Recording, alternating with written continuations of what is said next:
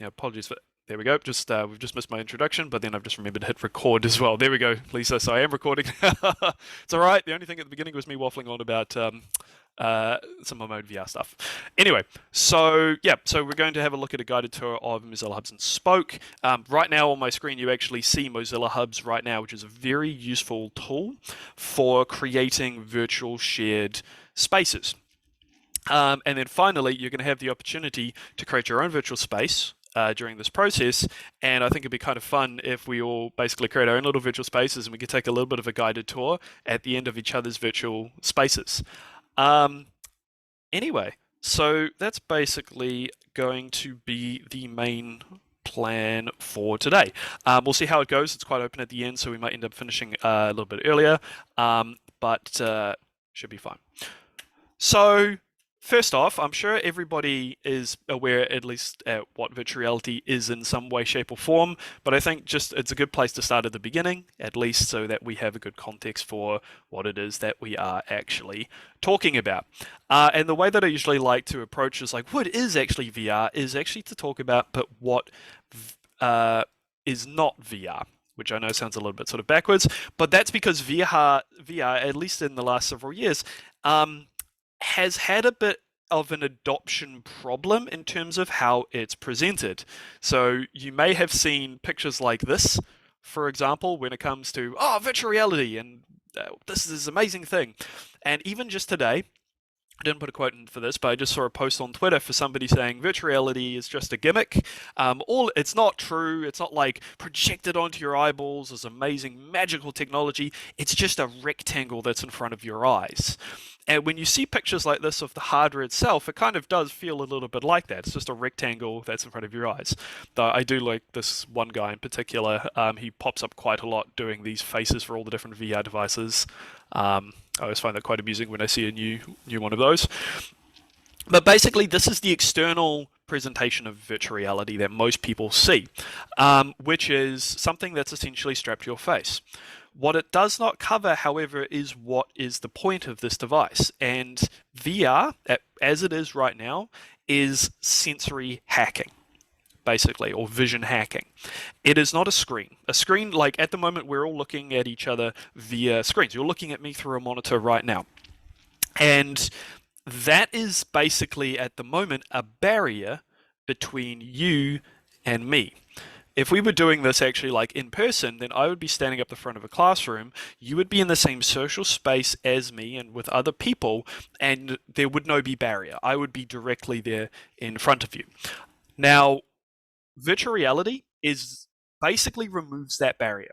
Even though the underlying hardware itself, yes, it's using screens and computers and other things like that,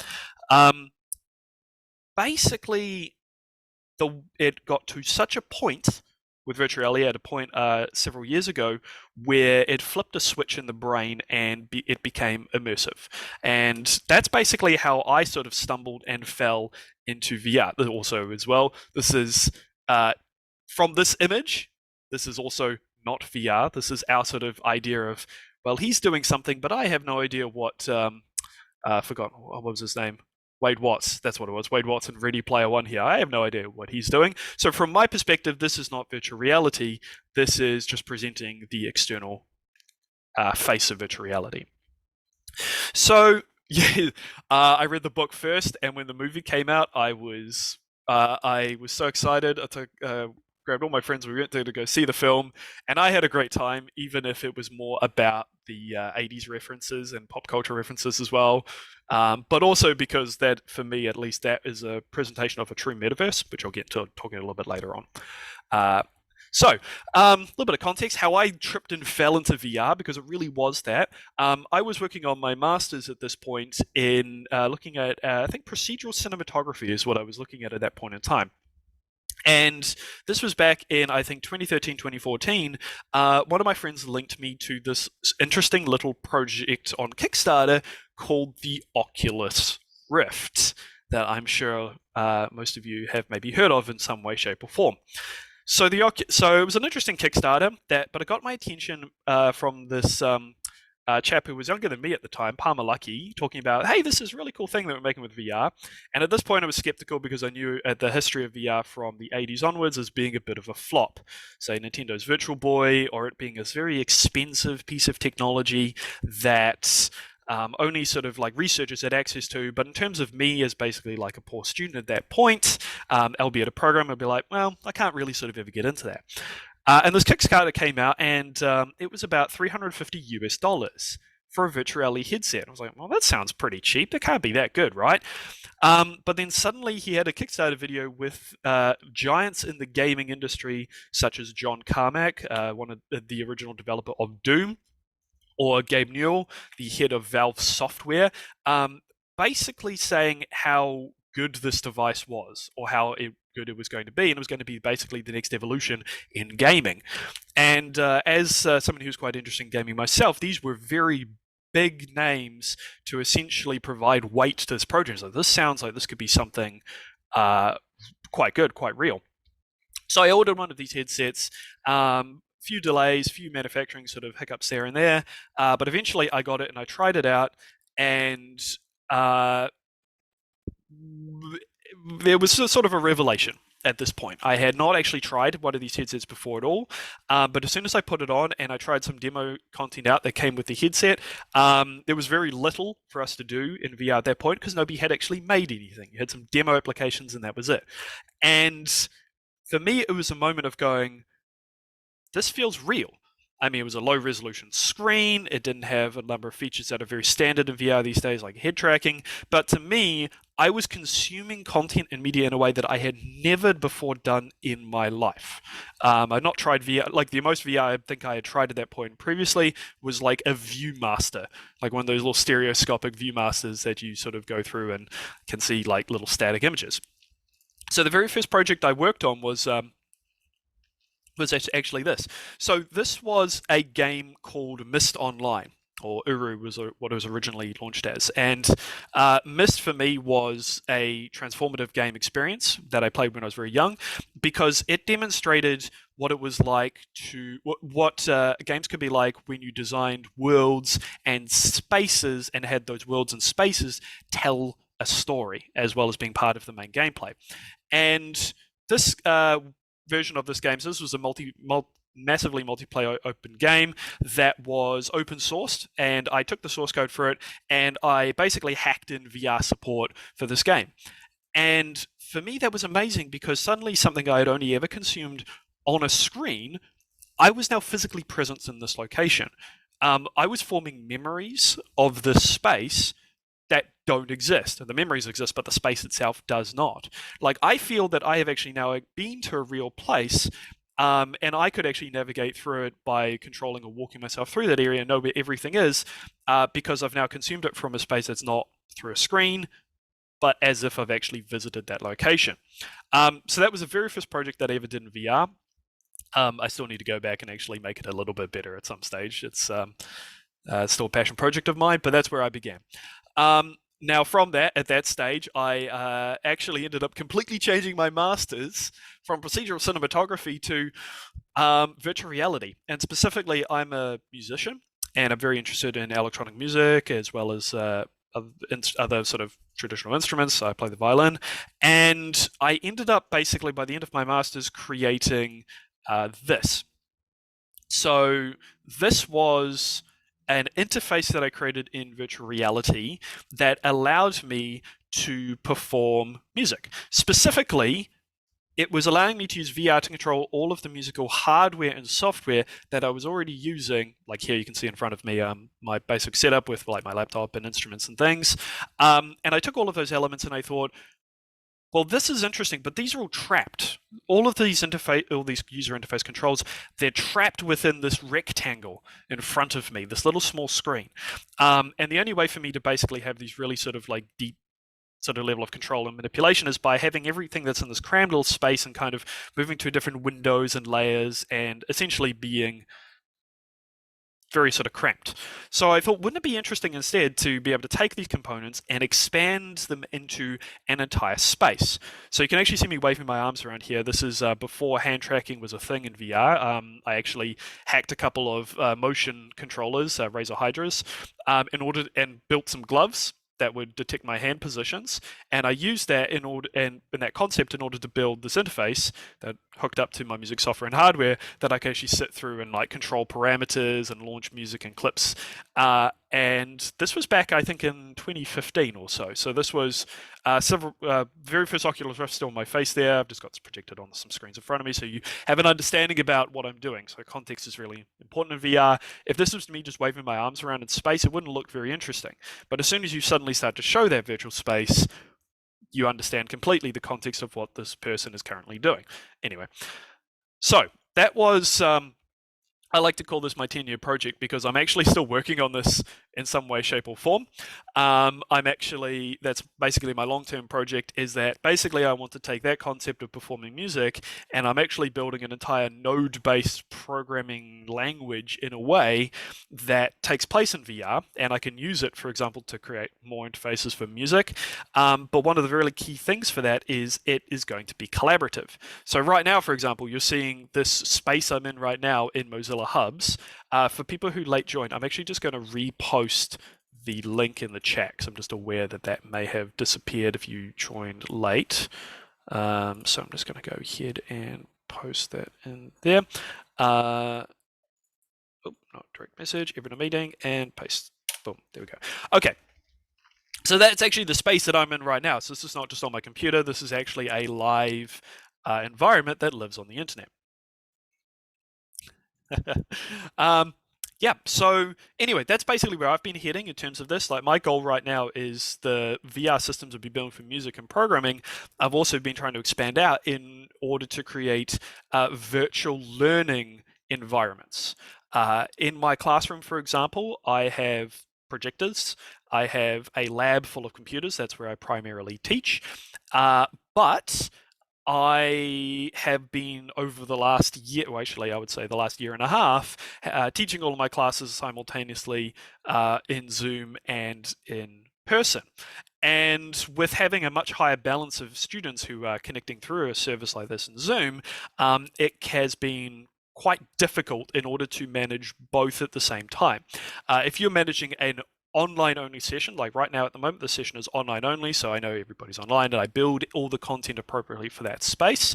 That's one thing, but we've been dealing essentially with this dual mode teaching at university where at lower alert levels you have some people who are present physically within the classroom and some other people who are online who are basically consuming similar content as in terms of maybe presentations and videos, but not similar content in terms of maybe being in a group and having discussions with people or forming those sort of social bonds with their peers.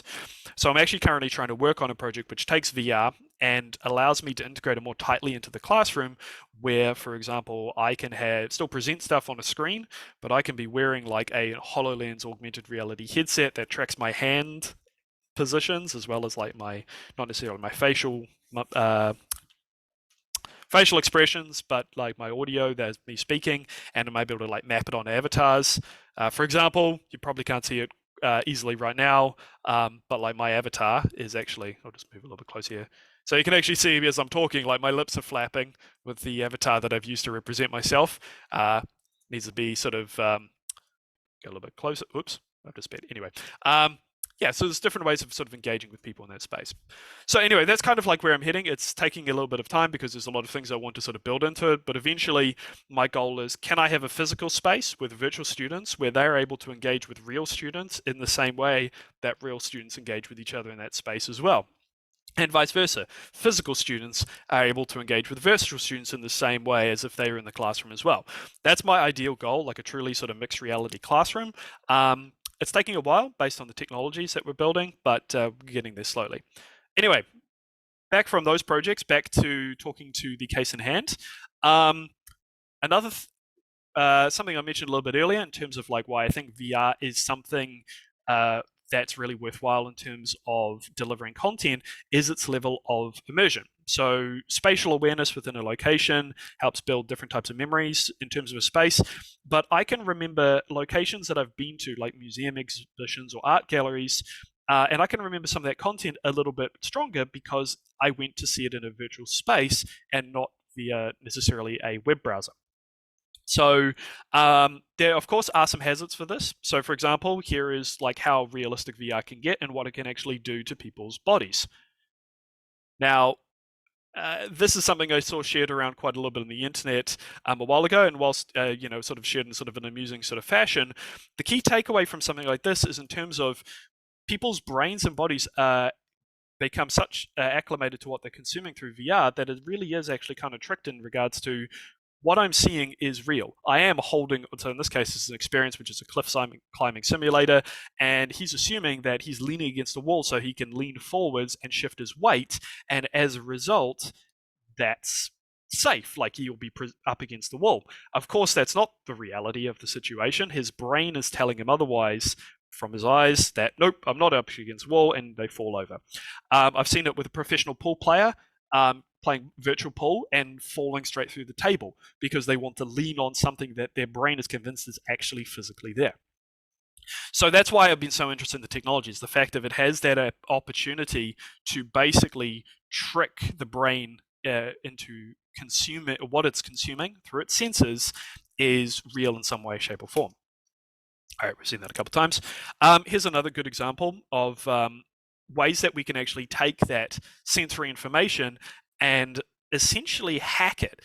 So this is an idea called the unlimited corridor. So it's a little research project showing that basically our senses aren't as reliable as we actually think they are. Here we have basically a physical space. He's just walking through space and using his hand and a sense of touch on this wall in order to basically move forwards. But they're able to essentially redirect a person within a much tighter or smaller space by changing what is presented to their vision. So in this case, you're able to walk within a small space, and if you change how much basically the view changes left and right, you're able to trick that brain into thinking that they may be walking in a straight line. Yeah. So for me, this is really sort of quite fascinating.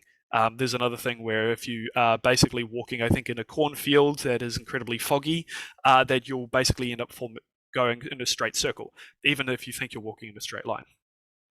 Anyway, so I find sort of solutions like this to be really fascinating because it just really shows that the information presented to our brain through our eyes, for example, is there's a lot of assumptions being made. So we can sort of take advantage of that with the content we create. Okay, so moving on from that a little bit in terms of like, what sort of content necessarily that you can, or what would you can do for hacking the sensors for the brain. This really sort of got me into thinking about also what is the kind of content that can be consumed within VR, but also created in VR as well. So here are a couple of images from a experience called Dear Angelica. So this was by Oculus Story Studios, which was a company that was started up by Oculus in order to, or a division started by Oculus in order to investigate narrative-based content presented in virtual reality. What would that look like? And this was back during a time when a lot of people would say, hey, we could just take X popular game and just put it into VR and that'll work, right? Or, hey, why don't we just take a existing film or make a new film and put that into VR? And this was quite early on to the point where we were basically realizing, no, that doesn't work. The content that you're presenting in VR is not like a traditional game. It is not like taking an existing, say, video or film that's presented on a screen and just adopting it to the space. And that's because those points of media have been designed, again, with the rectangle in mind, the screen.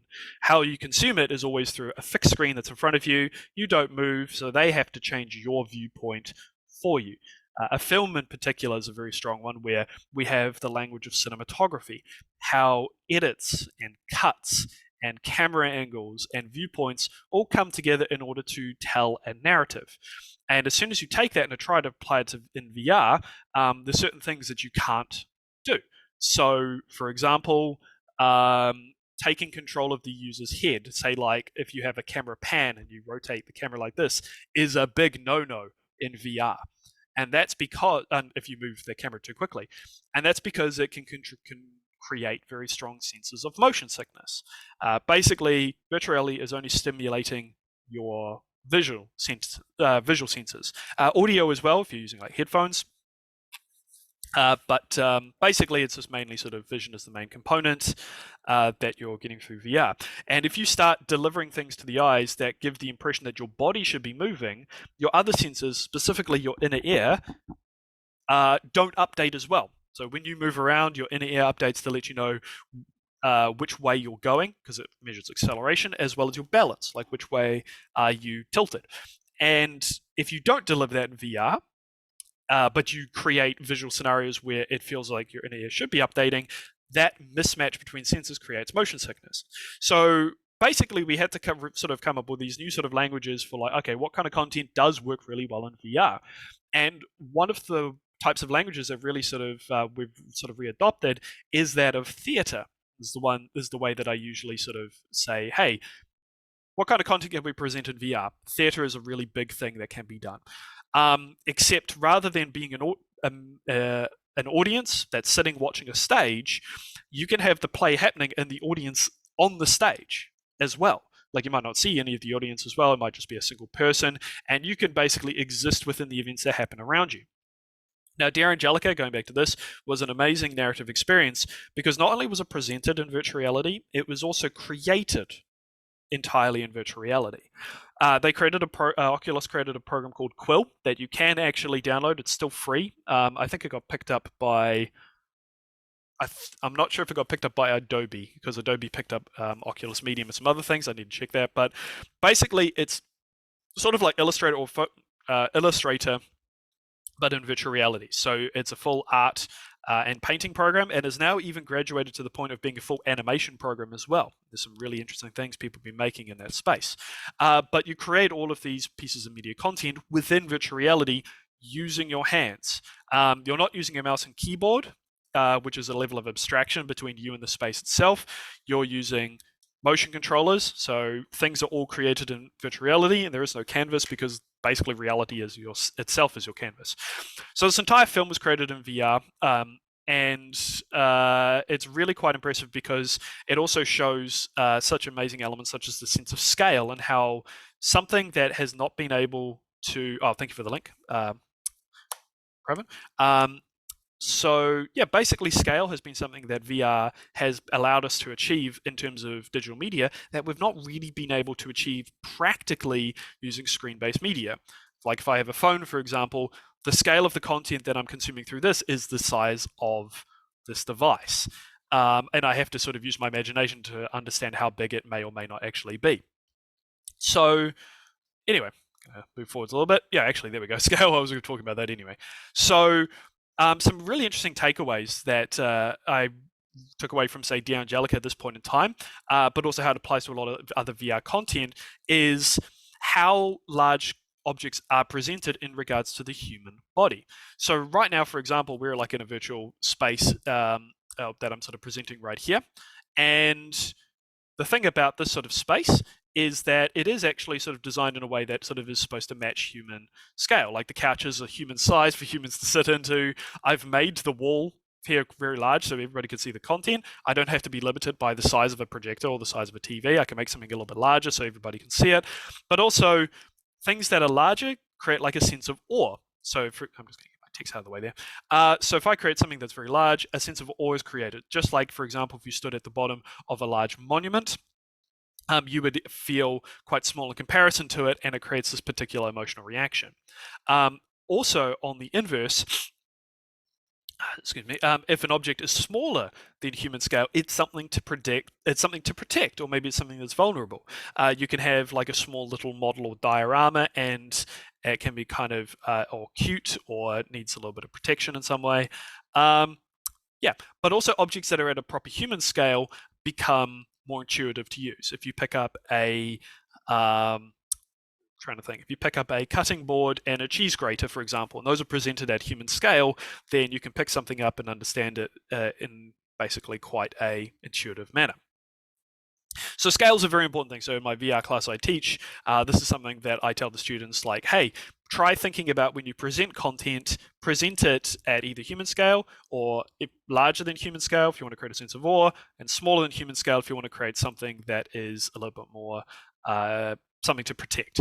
Now, this image here is actually from a game from called The Tale of the Fisherman, or Fisherman's Tale, that's what it's called, which uses very interesting sort of space. You can do some very interesting space bending, mind bending concepts with scale, where in this case you're actually controlling the fisherman, but you can look inside of a lighthouse, but then you see yourself looking into the same lighthouse because you're looking into a model of it. You see yourself from the outside, but then doing things like reaching into the lighthouse to pick something up, but you see it happening in the lighthouse next to you. It's very quite crazy. Here's another example of how like some content can be presented in terms to create in terms of scale. So this was a demo that was provided when the Vive first launched. So the HTC Vive was launched just ahead of the first consumer Oculus Rift, and it was this amazing experience which was entirely underwater. So it has schools of fish flying around. You could basically walk around on this sunken ship, and so yeah, like little caustics and things like that. It's quite nice. But get out of the menu there. The thing that really made people feel a sense of awe was this whale that came past. It comes very close to the person, or to the user, to the point when you realize that the eye is almost the size of you. Like it's almost like larger than you as a human. And it's really amazing watching people's reactions to this, because them actually being within that space, it feels that large. It feels real. You feel small and sort of vulnerable in comparison to it, but it also gives you this I guess, sense of the beauty of these creatures. So it's a good way to build sort of emphatic connections with the content you're presenting in VR. Think about what the scale you're presenting it at. I love the sound design for this one as well. It's like very sort of like muted, as if you're actually underwater. Very bassy as well. Very cool experience. So the other component of content in VR, as we're sort of moving forward, seeing the evolution of how we actually interact with content in virtual reality, is thinking about how people interact with this content. So on the left here, we have an example of, this is the Oculus Touch controller. Now, that's the first one for the CV1. So actually here, for example, I have the Quest controller. So it looks a little bit different because it's got a ring over the top rather than underneath. That's just for tracking it. And they've got some very interesting things here showing how you can actually still interact with things in VR using a controller, but the controller eventually disappears and you are actually using your hands to interact with space, which is great because that's basically the next barrier between this world that you're consuming with your eyes and being able to realize this is real because of how you actually touch and interact with it. So for myself, I'm really into hand tracking. So controllers are great as a common denominator between virtual reality headsets, but hand tracking is going to be very quickly becoming, I would say, it's not going to become a replacement for controllers. There's a lot of experience that uses controllers. But for the kind of experiences we're talking about, social experiences, ones where you want people to come in and feel like they're immersed within the space, but also form closer social connections with others. So students will be able to, form better bonds with their peers and with people within the space. Like I'm talking around here a lot, but say the way my camera is angled in Zoom is you don't actually see me gesturing with my hands. And I do this a lot when I'm up front in my class. I gesture with my hands in order to make points, helps keep me in time when I'm speaking. And being able to see that in VR as well is really quite amazing. So like the Oculus Quest, for example, actually now has built-in hand tracking. So I can basically put the headset on and put my hands out in front of me and wave them around, and it works perfectly fine, or it's getting better and better. This is an example here called Hand Physics Laboratory of somebody showing sort of like physics-based hands instead. It's quite eerie at times, like sort of what that feels like. Yeah. Who wins in a game of playing thumb war if you're playing against yourself? Anyway. that's my main area of interest. Most of the things I'm trying to build, I'm trying to use hand tracking as a base for what I'm building. The content that my students have been building, we use hand tracking a lot as well as controllers. So how they move through the space, they can use hand gestures, they can pick up objects by pinching and moving them. You can make something bigger by grabbing it with two hands or like pinching it and making it larger or smaller. Yeah. So, just moving on into, I remember this back from the time. This is when the Vive first launched as well. Probably taking a little bit onto how VR is actually sort of presented from an external perspective. Mixed reality is really quite big these days. Like Pravin, I know you have a green screen behind you right now, for example. Basically being able to combine technology such as like green screens, camera tracking, as well as headsets, you can actually still present content that of people that are in VR, so maybe like in a class scenario where maybe you have a headset up the front and you have people put the headset on. VR can be quite a solo experience when you have people in the real world watching somebody waving their arms around wearing a headset and you have no understanding of the context of what it is that they're doing. So we can actually use mixed reality technologies like green screens and camera tracking in combination with something like a projector and a computer to be able to basically composite out the green screen and show the context of the virtual world and the virtual space as well as what the person is interacting with. So this was from the Vive trailer. It was a really great way of showing how somebody was interacting with VR. This person can pick up a stick and see how we can now see how the dog reacts to the stick. Where if we're just seeing this in front of a green screen, we have no idea what the person's doing. It's like they might be picking something up, but maybe not. I've given lots of VR demos over the last several years to demonstrate what is this technology to people, and it's really difficult to guess what somebody is doing in a virtual space without seeing what they're doing on a screen. Yeah. So, anyway, that's at least sort of where we're looking at in terms of content at the moment. A little bit of a quick, brief sort of introduction. But I wanted to talk a little bit about the hardware now of virtual reality, specifically into more of the sort of nitty-gritty in terms of is this technology that could be used, how obtainable is this technology, not just necessarily within the teaching space, but also on the personal side of things as well, like for students. So just to give a little bit of a history background, so the first development kit that came out back in 2013 was about $300 US, or about 350, I think, for shipping.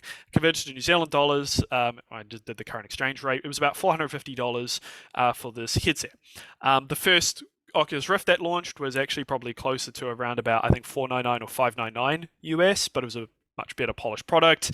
But now, so some of the disadvantages that we had at the time, of course, that weren't people would mention is if you wanted to get into virtual reality, you needed a powerful computer. So I'm talking about like a gaming computer, like a MacBook Air does not cut it.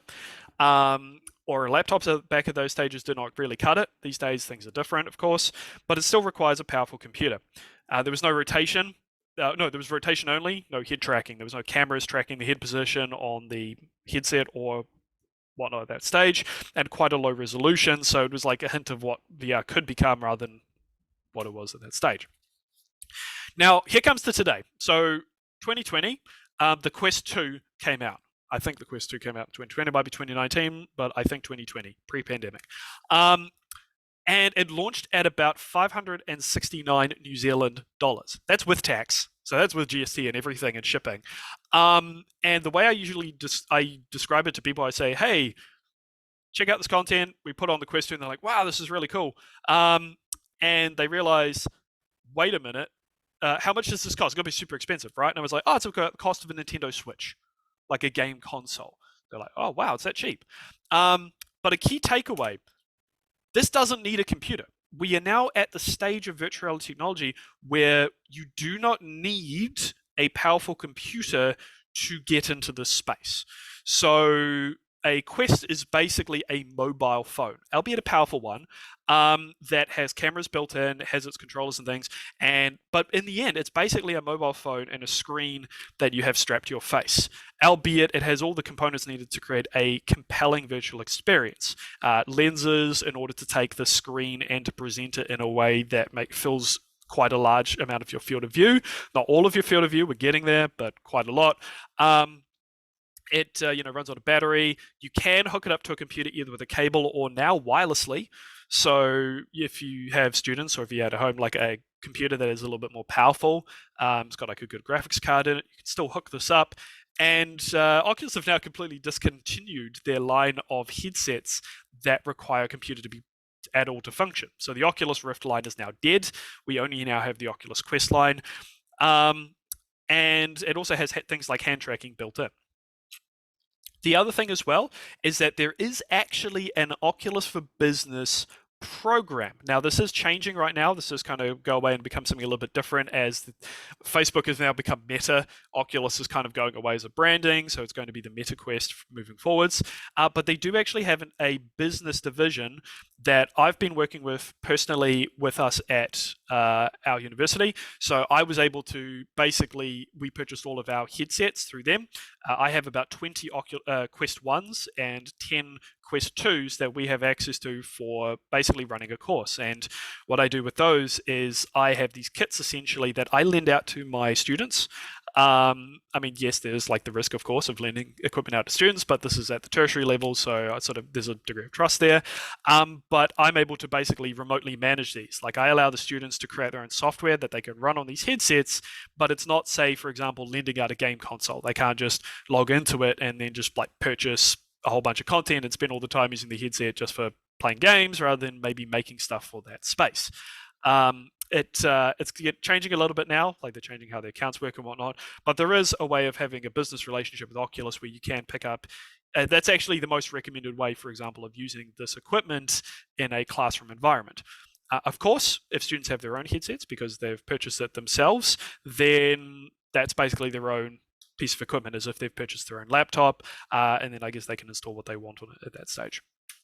So that's where we're at the hardware stage right now in terms of what I usually recommend people for purchasing. There is a big caveat, however, to these particular headsets, which is actually can be a deal breaker for a lot of people, which is if you purchase the standalone headsets, up until now, you have required a Facebook account to log into the Quest 2.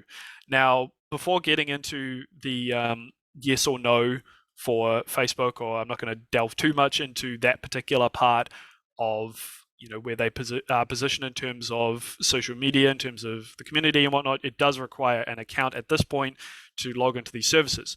This is actually changing, however. Eventually it's going to become, instead of an Oculus account, it'll become a Meta account, so you won't need to log into these devices with your real world name.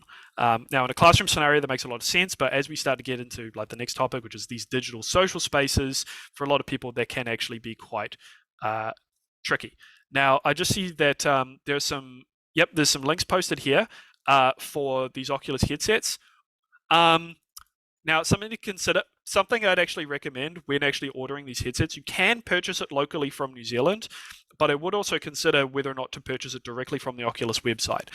The reason why is because they've actually got a pretty good distribution service. They've already pre-calculated GST and prices and things, and that 565 or that 569 I checked is with everything inclusive in terms of shipping and taxes and everything. So it's actually the cheapest price you can get for those headsets. And even though it's an international website, they've actually allowed for local distribution. The link cable, there is a cable included, but it's not long enough for it to be considered directly hooking up to the computer. It's like yay long. It's pretty small. There is a separate, much longer optical USB-C cable that you can buy separately. That is about $100, $100, but it's a very good quality cable. And also, if you have a good enough router, that this can all be done wirelessly as well. Like a link cable is not even required these days for hooking up to a computer. And that's also an optional thing as well. You don't have to be running stuff from a computer if you don't want. Yeah, fiber optic. So that's my recommendation as well. It's like, because I've noticed, like, if you go to, say, Mighty 8, for example, and purchase a headset, it's like $800. And it's like, no, you can buy it for much less than that just from the website directly. So that's a big sort of maybe takeaway is check the prices first. Buying from the website is from Oculus.com is actually usually the cheapest deal from what I've seen. So anyway, moving on from that, I wanted to talk a little bit now about how I position basically where VR can be used as a really useful tool for teaching. So there's basically a couple of ways that content can be consumed in a headset, either in a sort of like a solo private manner, but I think the most useful aspect is how it can be used in a social setting. And said, before I get too far into this, in terms of sizes, do I recommend? They've just upgraded all of this. They used to have 64 gigs for the low end and 128 gigs for the high end. They've now changed that. 128 gigs is the low end for the exact same price as the old 64 gig version. So I would recommend at this stage, for cost, 128 is fine. I have a 64 gig model next to me that is full of content. I do have to like uninstall some stuff and shuffle it around, which can be a bit annoying. But 128 gigs would probably be perfectly fine. You'd have to purchase a lot of content to fill that up. Anyway, so getting back to digital social spaces. So pictured here as well, it's funny me talking about sort of like Facebook good or bad. This is actually something that they've launched fairly recently called Facebook it's either Workspace or Workroom. I get confused because they have two services, one called Workspace and one called Workrooms, and one of those is the VR one, and I can never remember which one is which. So this was a virtual space where you can actually have meetings, office discussions. It's not very customizable in terms of like what it looks like per se, but they've got a pretty robust system for creating an avatar that looks pretty close to you. We can create something that looks whatever you like, whatever you want. It's got really nice features like it actually tracks or it listens to what you're saying and actually maps your voice or your mouth shapes to the sounds you're making. So it's got some pretty good lip tracking, even though it's not using any cameras to do that. But the big takeaway for me is it's got hand tracking. So you can reach out and you can talk to people and gesture with your hands and your fingers, and other people will see that happen with your virtual avatar as well. It's got some other really nice sort of productivity features, such as you can bring your screen, your computer screen into that space. So I've actually had a meeting with people in Zoom before. I'm wearing my headset. I'm typing on my keyboard in virtual reality. They see my virtual avatar in the Zoom broadcast, and the number of people afterwards are like, "How did you do that? How could I do this as well?" It was quite fun. So we're getting into that space where there's a lot of productivity tools for maybe this sort of like more meeting work sort of environments. And that can actually be applied for like teaching situations too. They've got like a really nice whiteboard, for example. And this is getting a bit meta at this stage. Here I am showing a picture of Zoom inside of Zoom. But some things that I'm going to talk about some things that I don't like about Zoom. Now, first off, I'll prefix this with Zoom is a great tool. I've actually been using Zoom as a teaching tool probably a couple of years before COVID-19 came out and the lockdown and everything. And what I would use it for in my classes, I have a big lab. I have about 60 computers in that lab, maybe with most of them sort of open any particular time with students on them, and some really big projectors up the front. But a lot of the stuff that I teach maybe involves little fiddly elements of here's where maybe I go into the software and I have to demonstrate the buttons to click on and some concepts that I'm showing.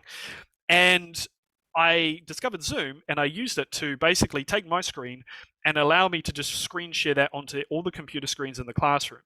Now, that's perfectly fine for doing tutorials and things where I know people are looking at computers anyway. They could have my screen on one side and their thing they're working on the other side of the monitor there in front. As well as I was able to record all of my lectures and then upload those afterwards, and it was a great tool.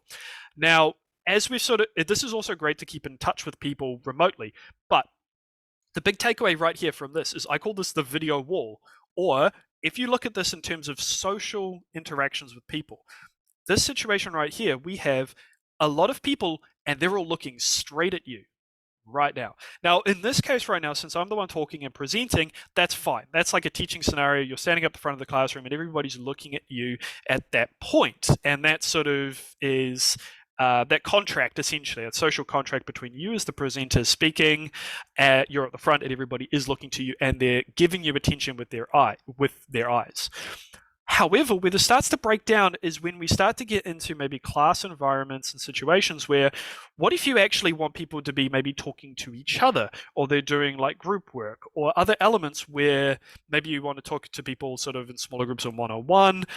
Yes, we have features like breakout rooms and things like that, but nobody's really looking at each other directly. They're all looking basically at either the screen or their webcam, and everybody's like looking directly at each other, and it can feel a little bit sort of intimidating sometimes, especially maybe if you have some students who are still getting used to public speaking or not open to, trying to get them to sort of engage. And I ran into this a lot with in the lockdown in particular, and everybody being on Zoom, is that I'd have some issues with engagement and attention, and some people who just never want to turn their camera or their microphone on. This is at the tertiary level, which is I think maybe quite just a little bit tricky in terms of when people decide to show up and how they engage with each other. Some people it worked really well for them, but it always felt like, man, I wish I was sitting in a group of like 3 people right now having a conversation with them about the project they're working on and having more of that intimate connection. And I didn't feel like I was getting that from Zoom. Now, this is something maybe some people maybe recognize. This is World of Warcraft, sort of digging out from the annals of old MMO games. In terms of maybe where we should think in terms of how people sort of start to congregate and sort of engage with each other in these virtual spaces. So this is actually like a big sort of social space. A lot of people have decided to all show up at the same point.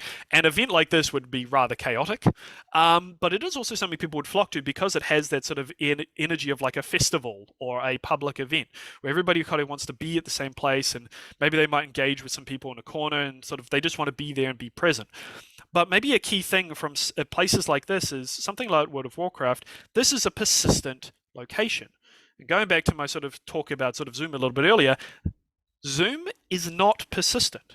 This is a meeting, it's rather transient. Like we all join a link at the same time and things happen. Maybe there's a video at the end.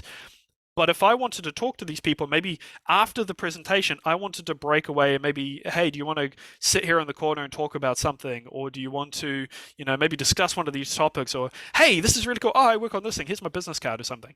You don't actually have that in a Zoom meeting. It's gone and that space doesn't exist anymore. But something why I bring up World of Warcraft as an example is this is persistent. Like you can turn and come and hang out at this location at any point of the day, and there might be some people there in regards to people you can talk to and interact with and strike up a conversation. Now this is going back for definitely the old style of doing it, definitely in World of Warcraft, but this is now, I would consider for a lot of my students, one of the new sort of status quos for engaging with virtual spaces. So this is Discord. So hopefully you probably heard about this in some way, shape or form. And Discord started off as essentially a tool for gamers to communicate with each other. You would be able to just go to this website, create like a group for your people or group chat, and all talk on voice chat in your game. It's now become a great way of creating communities of people. But like something like World of Warcraft, these are persistent. You can have a channel where somebody can hop in at any point and talk to other people in voice chat. You can have different areas for conversation to have like chat. You can sort of embed content and videos and everything. And I use this myself in my teaching where I create a Discord for my students, and I will have, for example, technical support, and I'll get them to ask me their out of class questions in technical support. And the reason why I do that is because I've found that sometimes another student just happened to be coming by, oh, I've already solved that problem. Hey, this is the answer. And they've actually written the answer to their question, which is a great way of being able to sort of offload you being asked the same question 20 times in private messages or via email. And it can get a bit exhausting replying the same thing again and again and again. So I get my students ask me my question in these spaces and I answer it. I answer it as a public answer. And now anybody who's like, oh, I was going to ask that question, but they hadn't really thought about how to do it yet. Answers already been providing straight there. And it's also, as like Professor just said, this is very big among students because it started off as a social thing first. So we're able to engage with the tools that they're more likely to use from a social perspective. I tried experimenting and actually ran a class using Teams instead, which is what we use internally for like internal communication here at our university, but we can use it for teaching as well. And it has a lot of really good teaching features, but I did not have nearly as much adoption from my students as I did from something like Discord. And that's because a lot of them were already using it versus them having to jump into a new service. Yeah, I consider this to be like a great permanent space for them, engaging them outside of their class environments. Now, bringing it back from, say, World of Warcraft and, say, like Discord, one that I would consider to be really popular, another social space, is VR chat. This has been around for a couple of years.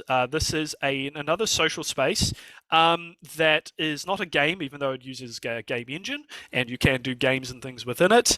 But it is another great service in terms of for creating and hosting content.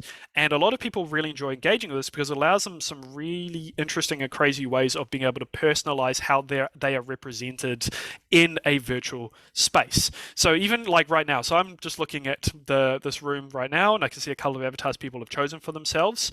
David, I love your avatar there of the little fox with the goggles on there. But basically, people can choose ways of representing themselves that isn't necessarily not everybody wants to represent themselves necessarily as this is me, like as I exist physically. They want to sort of maybe dress themselves up in a way that maybe is a little bit more representative of their personality or something they find is interesting or their interests. Actually, VR chat is a great one because you go around the number of pop culture models or things you find of people, what their interests are, is quite interesting. Now, in a class environment, that isn't always necessarily appropriate, considering it might be distracting. But that's why something maybe like VR chat might be a little bit trickier to do in sort of like one of those scenarios. But the great thing about a service like this is that it has some really good tools for creating interactive content as well. So there's some things, for example, like Mozilla Hubs that we're in right now that has less engagement in terms of interaction, but something like VR chat can actually provide a lot of that. Okay, so I briefly wanted to maybe talk about, just moving on from VR chat and these digital social spaces now, is about maybe having a little bit of a thought about how we actually consume media across a variety of different formats. So right now, for example, we're, kind of like consuming media through our computer screens in this case because this is a live broadcast and we're looking at videos. But just going over some of the existing types of media that we do have, I want to sort of split this into what is physical media and then what is digital media. So sort of ties into the idea of the rectangle I was mentioning a little bit earlier. So I just meant that I was thinking about, what are all the different types of media that we currently have historically or currently have access to in order to convey knowledge or socially engage with each other. So, for example, we have different types of broadcast mediums like radio, for example. It's non-interactive, of course, unless you phone into a radio station. Video can be anything from TV broadcasts to video consumed via YouTube or DVDs of video, of course. We have text-based media, publications, books, media, that sort of thing. Social media, digital communities, games. A lot of these have both sort of digital as well as physical mediums.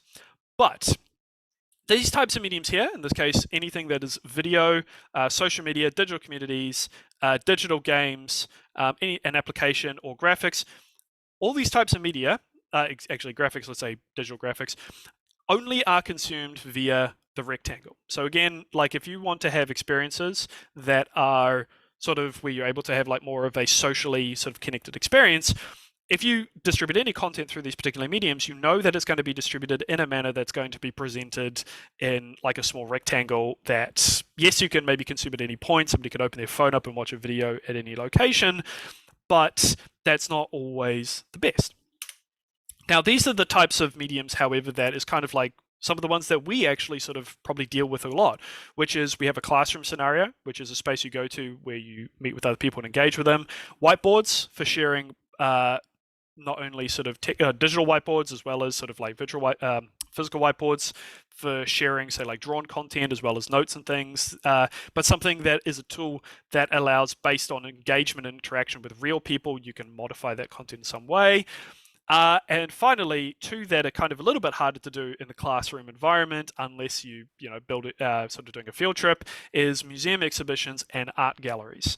And those last two ones are really good ways of being able to, say, spatially organize and present information, but they're really difficult to organize, get everybody out to, can be expensive, so we'll have a number of them, but you have to sort of basically pace yourself in terms of also being able to go to a location that actually presenting the content that you want the students to consume.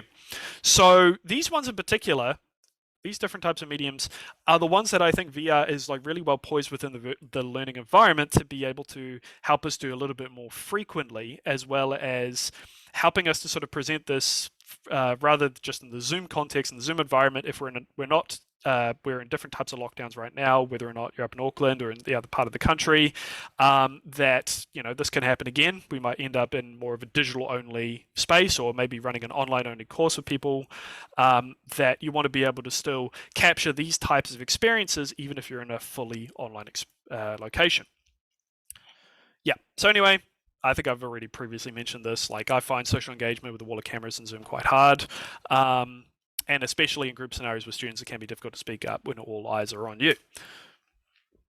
So that's a lot of me sort of talking about, I guess, the space of where I find VR to be positioned right now and how it can be quite useful in terms of what it is you're doing with teaching, as well as how I found it useful for teaching as well. So just to give a bit of context as well, like the course that I'm actually, so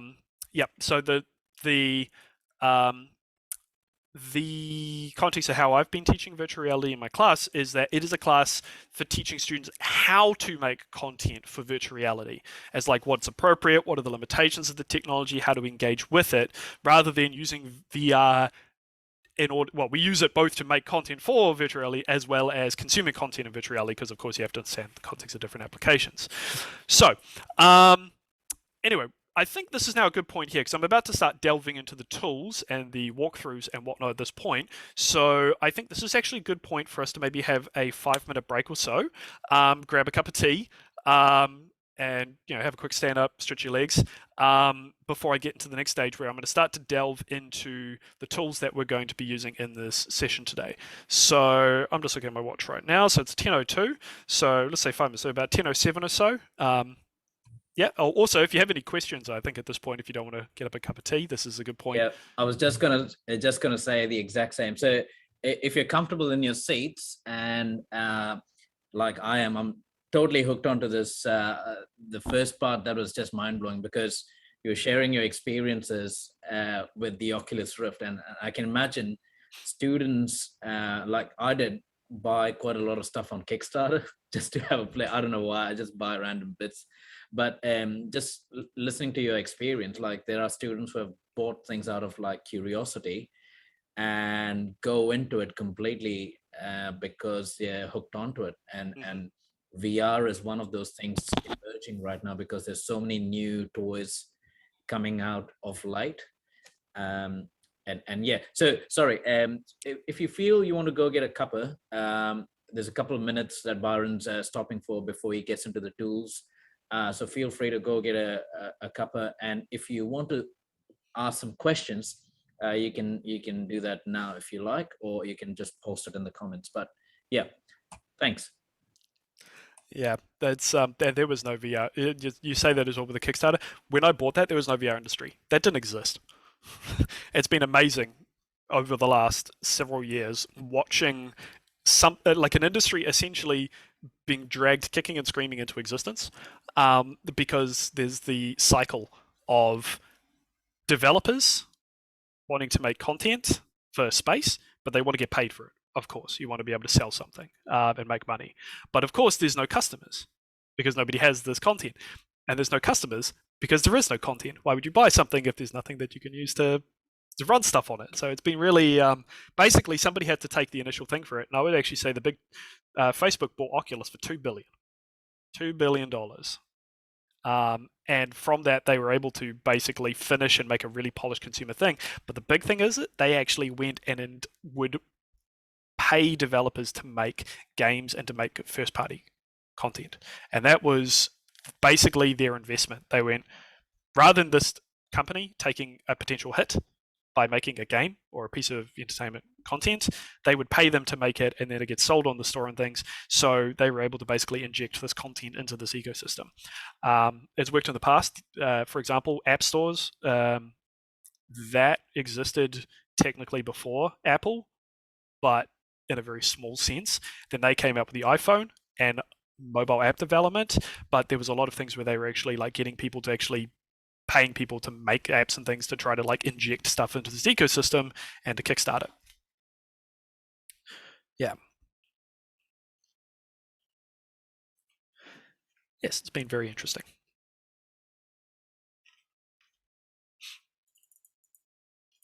I'll just read this quick. For making 3D content, do I prefer Gravity Sketch or Tilt Brush for compatible exports? I was using A-Frame for seniors and CoSpaces for juniors. For me personally, most of the time I usually end up making my content in.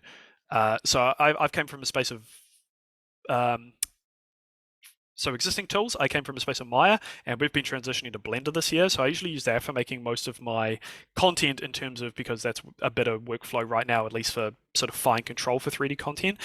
But yeah, it's definitely, I would say usually I stick to FBX and stick to that. We're going to be looking at a few of those today in Mozilla Hubs. So there is what I use. I've been recommending Tilt Brush for people, usually for getting people into designing and concepting stuff. I'd say less for creating outputs, but for creating concepts, I found Tilt Brush is really quick and easy to get into.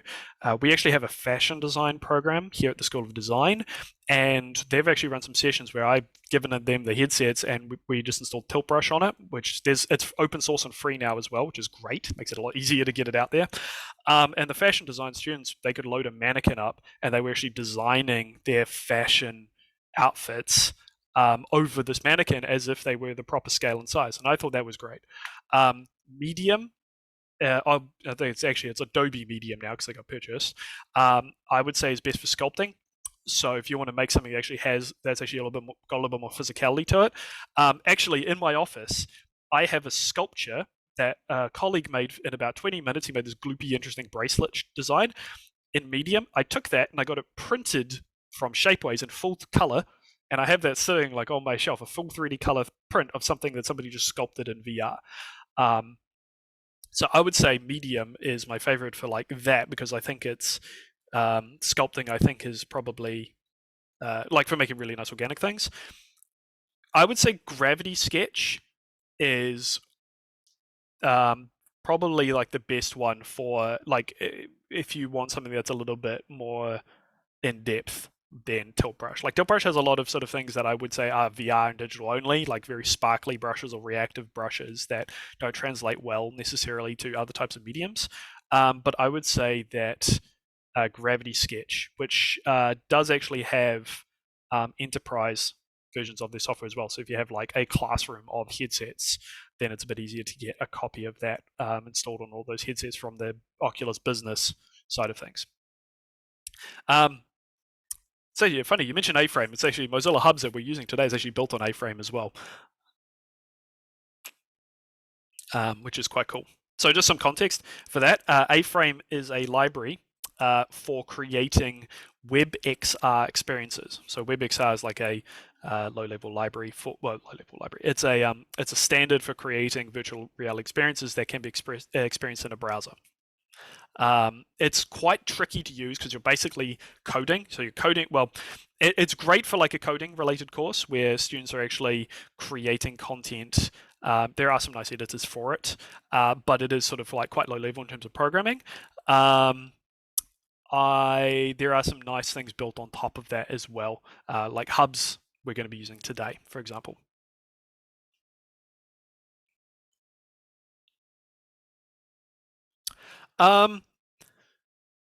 If you get a few headsets, the best way to manage them at this point. So the way that I've managed my headsets is like purchase basically enterprise unit headsets from Oculus, and they give you some tools such as a web-based backend that allows you to administer those headsets.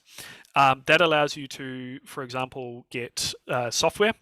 Now, it doesn't have access to the Oculus store, so you can't just purchase content straight off the store. It has to be either through independent software vendors, but there is also a lot of ones you can get from other external stores like SideQuest and things.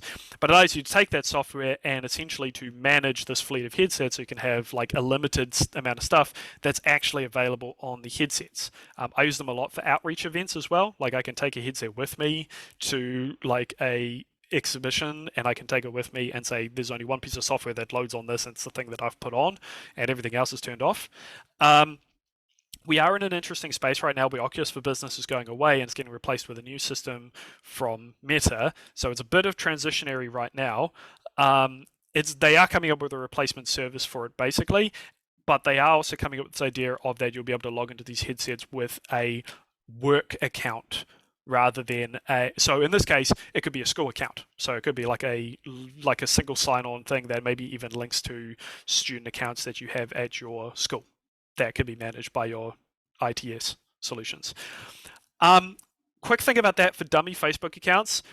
Being down that road, I was trying to create like basically some headsets. Oh no, so some accounts that would link to the headsets, and I could purchase content for those accounts, then load it onto the headsets. So there wasn't any particular person. And at some point, if I wanted to make those run on the Quest 2s, they needed to be Facebook accounts. Unfortunately, I could not set those accounts up because they needed to be real people. And there was no way I was going to link my own personal Facebook account to these other accounts. There's no way. Like that's too much of a mix between personal and private, business and private. And so trying to create a couple of like accounts, they got blocked basically instantly because I had to provide things like a real phone number, a photo of the person, of the account that it belonged to, and at the end of it they said, yeah, we don't think you're a real person, we think you're a bot, and we're closing and banning this account. So basically I would recommend not using Facebook, like creating dummy accounts and things for it. They are moving away from by them moving away from the requirement for a Facebook account and having like a Meta account instead. I think it'll be a little bit easier for you to create a account for these headsets, and they have said that they want to be able to allow you to log into headsets with an account that's not even your own personal one, like a work-based one instead. The purchases, that's an interesting thing, actually. What I had to do for the 3 headsets that I have, the consumer headsets, is I created 3 accounts, and I had to buy 3 different copies of the software. So when you buy the software license, you're buying 1 seat, basically. You can technically, I guess, I shouldn't recommend it, but I guess you could like log into the headset, or log into each headset, have all the stuff that's installed, and then turn the Wi-Fi off. But I cannot sort of say whether or not that'll work or not. And my way around it was I have 3 headsets for my classroom environment for sharing content. I bought 3 copies of every piece of software, and I budget for that accordingly. Unless I'm using free stuff, and then it's great because then there's no issue. Cool. Any more questions, just whilst I'm just wrapping this up at this stage before I jump into the tools portion? No, it doesn't, because I think it's a seat-based thing. It's kind of like, because these licenses, you're not actually purchasing the software, you're purchasing a license to use the software. It's similar to like buying something on a digital storefront like Steam. Those do have, there is actually some things such as account sharing and titles. Actually, now that I think about that, there is something, maybe Pravin actually in the background, if you could look up Oculus account sharing. There's ways for you, for example, I think, to be able to have either multiple accounts logged into a headset, or being able to share content between accounts on the same headset. I don't think that's going to work necessarily between headsets, because it'd be worth checking if there's a family thing for that now. Yes, experimental feature.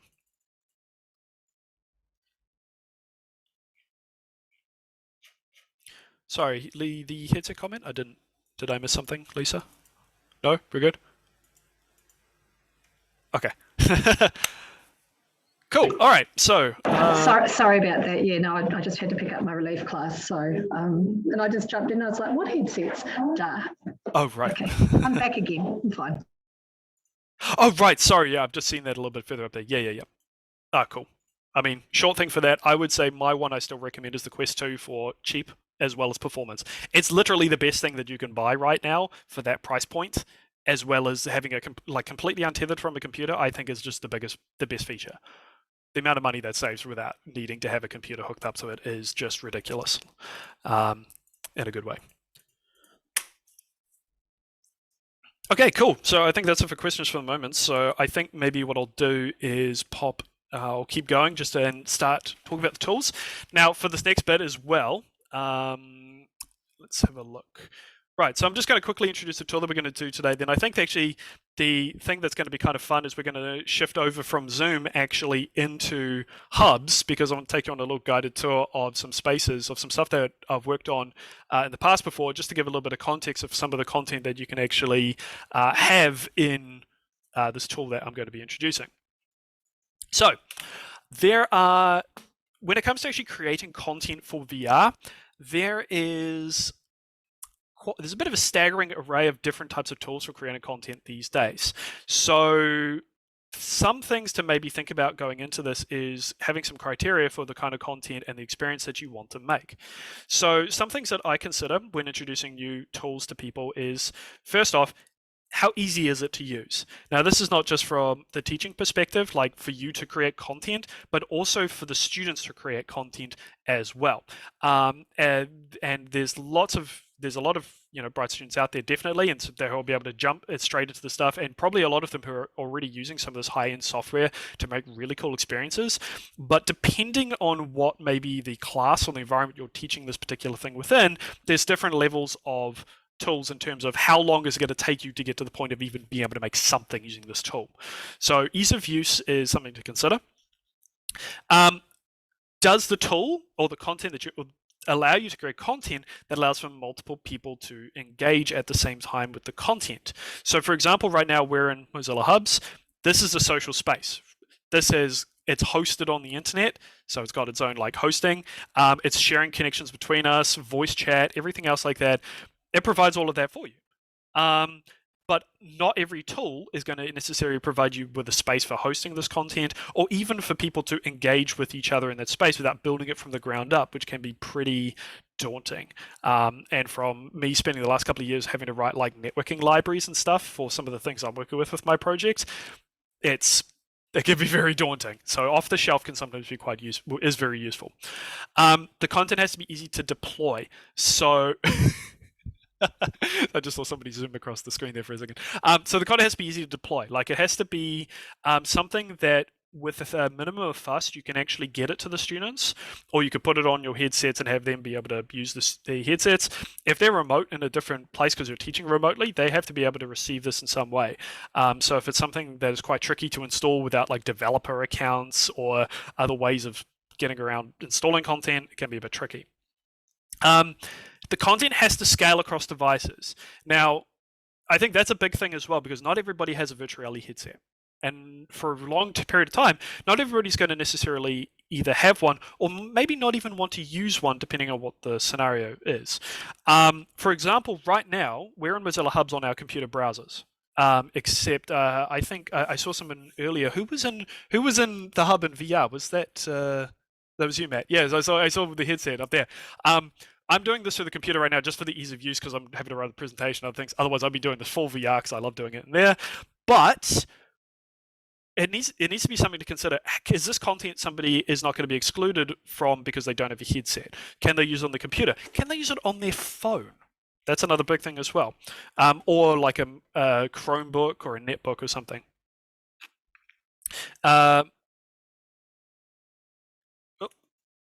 Sorry, I just read the question. In VR, my avatar is so low to the ground. I'll have to come and have a look in a second. I'm not sure if you're sitting down or something. I'll have a look in a second. Finally, okay, cost. Price. These not all tools are free. Some of them cost money, and even some of them might involve people having to buy stuff as well to use things. I don't know. Your avatar might be in sitting mode at the moment. Okay, so jumping into the complicated end first. Game engines. So this is probably the best stuff that you could build for building the most sort of engaging, interactive, best looking content for virtual reality. And there's a couple of ways you can kind of go about this as well. So I started with Unity. That was the first engine I started with for building VR content. So all the stuff I showed earlier in my projects, that was built with Unity, except for the Mist Online stuff. It's been on and off for being free for academic use or not. We actually used and taught it ourselves, but we moved away from it as a university for a while because they did put some clauses in, such as we needed to share all of our teaching resources we were creating using Unity or for Unity with them, which was a bit tricky in terms of copyright and other bits and pieces, so we decided to move away from that. I think that they're changing this back now where it is now free for academic use again, and it's a little bit less draconian, so it's a bit more appropriate for using it as a tool again, and this might be really something you might be using with students. And the other good advantage for it is, I was talking about VR chat a little bit earlier. So inherently Unity doesn't have necessarily methods of hosting multiplayer or multi-user experiences. There are some out there, but it gets quite tricky because you have to build in all this networking stuff from the ground up, and it's non-trivial to integrate. However, VR Chat is a service that provides your hosting for worlds and content you create. People, are able to come in, voice chat with each other, engage with these spaces. But it uses Unity as a tool to create the content. It's got a limited subset of Unity's features, but they've added a whole bunch of really cool stuff like visual coding and scripting. And 1 year, I actually taught my VR class, before the VR class existed, I have some VR projects. One of my projects was I got my students to build content in VR Chat. So they built these worlds that, if we've got time later on at the very end of the session, I might be able to show some of those worlds because I think those are really great what they made. And they basically made these worlds and these spaces that we could explore in virtual reality using VR Chat. So I think that's a really good way of sort of integrating people in to making custom content. Now, what I now mainly use, I teach in my VR course, and as well as what I use for my own projects, is Unreal Engine. It's free. Up to, I think, unless you earn like a certain amount, like I think it was over like $20,000 or something like that in gross in a year or something if you were selling like a product. But if you're using for like academic purposes, it's like free. It's open source, which I'm a very big I love that because I've actually gone in and dug around the code.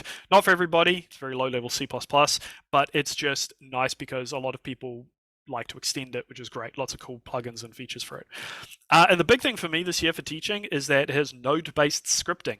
So rather than sitting down and teaching programming, C# and Unity, for example, as its programming language of choice, Unreal Engine, I can sit there and I can drag and drop a bunch of nodes and hook them up together in order to create behavior and do programming, which is very useful. Like I found it in the design school, there's a lot of visual thinkers, or a lot of students coming in who are visual thinkers, and a lot of them really jump into this visual-based programming easier than teaching code from the ground up. Of course, it all provides like, C++ programming and things as well, which is, I would say, very daunting. Like I am a C++ programmer, and I do not recommend it for anybody sort of at their like the very beginning level of like learning programming, or even the intermediate level. That gets a lot more sort of at the advanced level. But having something in a visual way is in a visual format is great. So getting into that, those are the offline manners. So you can have like Unity or Unreal installed on your computer and make some really cool content for it. But I decided to focus instead today on web-based tools instead. And that's because it actually solves a couple of useful things for us, such as being able to share content and share spaces like with Mozilla Hubs that we're in right now. So first off, getting into the advantages of Hubs and Spoke. So Mozilla Hubs is the viewer, the client. Like at this point, we're logged into it. Sorry, jumping ahead. And first off, it's free. You can jump into this. It's completely free. The editor, Hubs is the viewer, Spoke is the editor. It's completely free, both the editor and for hosting all of your sessions. Now, this is the key thing. It runs in a browser. And that means you don't have to convince your ITS departments to install software on your computers. Now, that's nothing against like, getting software installed on computers for students or in like labs and things like that, but it can be difficult or tricky, and if you need to make changes and things, then it can be non-trivial to get that changed. But if it's something running in a browser, you just have to navigate to a website, and there we go, that's it, you're done. You can run it on your phone as well, so people can run it from home. You can host multi-user sessions really easily. Like from the ground up, Hubs is designed to bring people together in these social spaces. So as soon as you publish a space, you can create a room and people can join it straight away, which is what we're going to be doing today. Now, a con that it does have is that out of all of them, it's the hardest one to design custom interactions for. Actually, you can't really design a lot of custom interactions at all. You can do some things such as give people the ability to, say, draw in the space to communicate ideas. They can place and upload content like models, PDFs, textures. You can like share your screen in the space, webcams and things, and it's great. But in terms of from the editor side of things, it doesn't provide a lot of things such as being able to walk into a trigger or press a button in the VR space and have that do something. They're getting, it's a future thing, but at the moment, it's not really there. But it's great for assembling content, for talking about and presenting, which is what I'm doing today. There is a competitor, Play Canvas. I've used this previously before. Bit more fully featured. It's also a web-based editor. You can do scripting.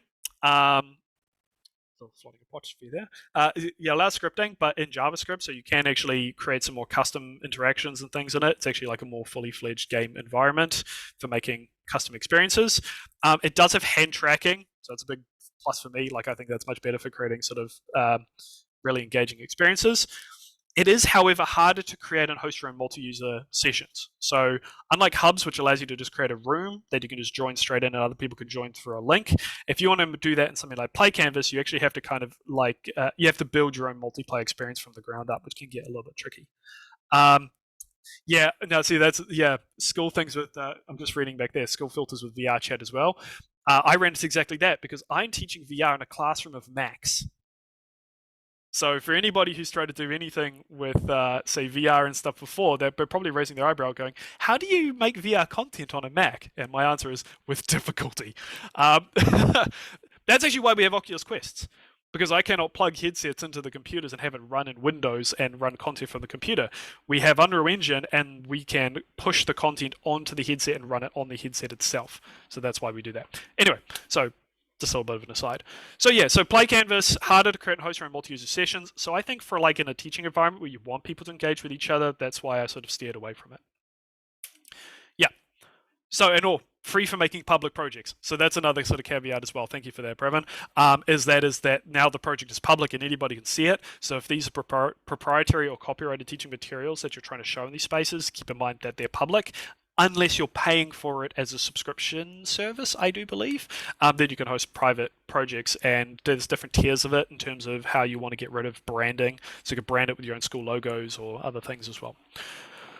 So moving on from that in terms of how we actually create the content, how do you actually run a session in a virtual space? Like, let's say you're wanting to bring people into the space, you have their avatars. What's some things to consider actually like running a teaching session in an environment like this? And the first thing that I would say is, what would you do in a real space? That's the thing about VR that I say is the first thing I tell my students when they're designing content is, you are building something that is real. You're not building something that's in a computer or it's fake. Try to think about what it would be like to build something as if you were designing a real room or a real place. So scale's a big thing for that. For example, how would you maybe funnel people through an exhibition? Like if you're going to build something that people were supposed to navigate and flow through, how would you organize things in a way that it would make sense, like chronologically? Maybe you have it where, like a museum exhibition starts with introducing information that builds context about a topic. Then you can start branching off into different physical directions depending on different topics that maybe start funnels together and sort of brings topics together into like a merging point before branching into other areas. So things to maybe consider is like, how would you manage students in a field trip environment as well as a classroom environment, such as how you sort of get to people to gather back together in one location, or they have times when they're allowed to go out and explore. Since you basically get to curate exactly what the exhibition is about or what is in the space, how would you actually spatially separate that information? Could you space it by topic or category, or like in a turn-based format. So like as I was saying, you maybe organize things in a way that people actually flow through an order, and that's how the content is introduced. But being able to explore at your own sort of whim for what is interesting or eye-catching to you, I think is also valid as well. Now, something else I also recommend is that locking down the room, so in this case, specifically Mozilla Hubs, lock down the room depending on what you're doing in that session. So in this case, I've actually locked down this room as well right now. Like I've disabled the ability to spawn items. I've left on remoting with emotes. So technically anybody can go down to the bottom and I can do like that. And I could spawn like emotes and things like that to say, hey, yeah, this is my reaction to this. There's an emote button down the bottom if anybody's looking for that. But I can't like spawn models or images or things like that.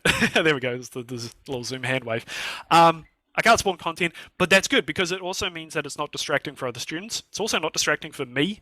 You know, like you have somebody talking in the back of the classroom or something. I also have the ability to like mute other people as well. if somebody wants to like raise a hand or something, I can be like, oh, cool, they emote or something, and then I can unmute them, and then they can ask a question or whatnot. But I have the ability, of course, to turn all of this back on at any point. So in this case, if you go down, for those who are online right now, I'm going to go just briefly and let's change the room settings, and I'm going to go. You now have the ability to draw. So if you go down to place, you actually have a pen. And you can Control Z when you're in the pen as well, if you want to get rid of something that you made. But I can...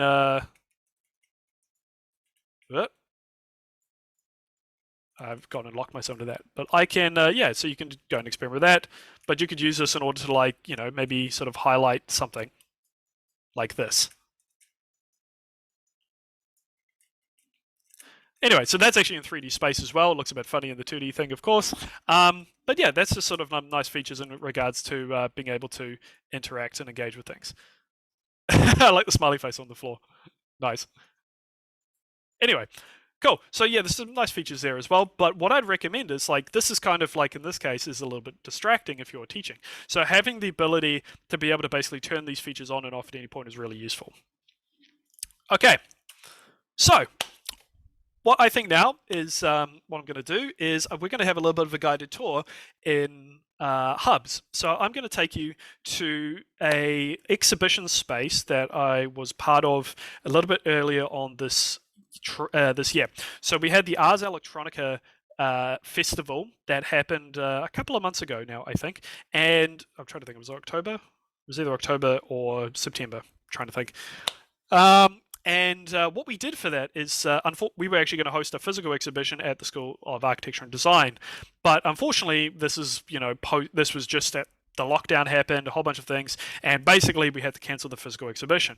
But what we did have still is a virtual exhibition that was actually hosted in Mozilla Hubs. So if you're not currently loaded into Hubs right now, oh, we know during the hub, I got a nasty echo with you talking in both, so I closed the window. How do I stop this? I am muting myself in Hubs right now, so that shouldn't have any talking there. You can also, there's a people window in the upper corner, and if you press space, oh, actually, if you're in the space, if you press spacebar over anybody, you can mute them in case there's any feedback happening. So, oh, that was interesting. The whole window disappeared for a second. So, what we're going to do is, so if you're in Hubs, the link is linked a little bit further up in the chat. So it's the Hubs Mozilla.com Victoria University VR learning session. So what I'm going to do is, so if you come and join me up here, so over on this little top area. So to move around in Hubs, if you've just sort of loaded in, you want to know how to move around. Basically, you can use the left mouse button to click and drag your view around. So you can look around using the left mouse button. Then you can either right click to throw like a little teleport thing out and basically aim where you want to go. The circle on the ground is where you're going to move to. So I'm just going to teleport over here so you can see that. Yeah. So yeah, and you can also move around if you hold the left mouse button and use the W, A, S, and D keys. So W will move forwards, S will move backwards, and A move and D move left and right. So sort of like simple first-person movement controls in most games. Okay. Cool. So yeah, I see some people sort of entering in here. So once you've got the sort of movement sort of sorted out, what I'll get you guys to do is come up to the back of the room, and there should be an image with something that says visit room on it when you hover over it. So it's like a picture of the sky. So what I've done here is I've actually created just a link to the actual exhibition space itself. So what you can basically do is when we go there, this is actually like a persistent space. And it means anybody coming into this virtual exhibition, even if it wasn't us, for example, would all end up in this same room, in the same space. So what I'm going to get you to do is just go ahead and click on visit room, and that's going to go and take us out into that space. Now what I'm going to do is I'm going to just switch to a different client for this, because otherwise I might close this room down. I should be able to revisit my existing link. All right, there we go. Is there a code? I just signed in with the link. A code? Pravin? No, the question was, what's the room code for hubs? Oh no, you just click on that link. Yeah, yeah, And then you just go join room. Yeah. Yeah.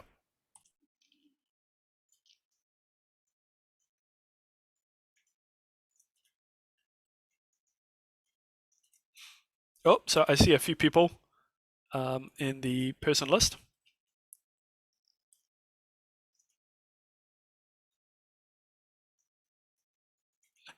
I'm just looking for where. Oh, there we go. People are still joining in. I sort of I jumped the gun because I'd already preloaded all my content already been downloaded. What I might do as well, actually.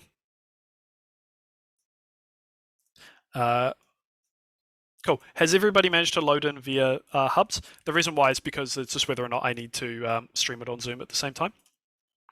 What I think I'll do for this is I'm actually going to, because I'm presenting this now, I'm just going to change it across to my window. And I'm going to go optimize video clip share. All right, cool. Yeah, so just present my view. So this was the Ars Electronica hub, which is, let's see, I'm just going to go here and see if I can find, oh no, there we go, show video panel. There we go, because then I can still see people. Right, so it will take a little bit of time to load just because there's some like videos and sort of models and content. So this was the hub world that was created for the Ars Electronica project. So what each one of these is basically a exhibition piece that was submitted, and a lot of them actually go out to their own hub worlds as well.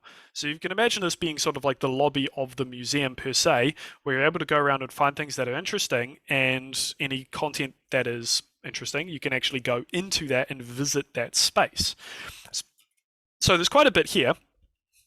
The ones that I wanted to introduce were two of them. There is, first off, I'll show our project, which was the Virtual Fortuna project.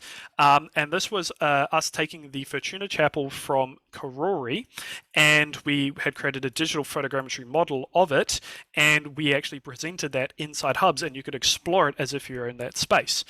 So what I will do for that is to get you over there. First off, I'm just going to find where it is, and if everybody just meets at the top of the exhibition, and then I will guide us to it. I'm just trying to figure out where it is for the moment. See, this is the thing with this particular layout of things is to consider is, if you were going to organize this in an exhibition format, is about how does the stuff get actually organized? Because it can get a little bit confusing if you don't think about the spatial organization of these. Apologies, I'm just a little bit lost. I'm just trying to figure out where I'm going. Fortuna, where are you? Virtual Fortuna. It's not down that low. I know what the picture looks like. It's just having a little bit of a navigation. Nope,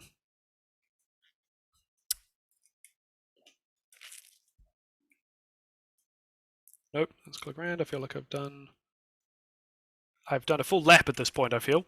Oh, found it. Okay, there we go. I see where it is. Whoop. Okay. So, from the top of the exhibition, the Virtual Fortuna is basically down in this location. So basically you go down past Concert Night, which is the blue, green, and pink exhibition. You just go straight down past that, and it's down near the bottom. So past the picture of the woman. Yep, here we go. So I'm going to hover on down here. So it's me and Matt PC are down here. And you'll find that we've got like these little door links. This is how we sort of move around between these spaces. Yeah, there's a little sort of gallery thing down there as well.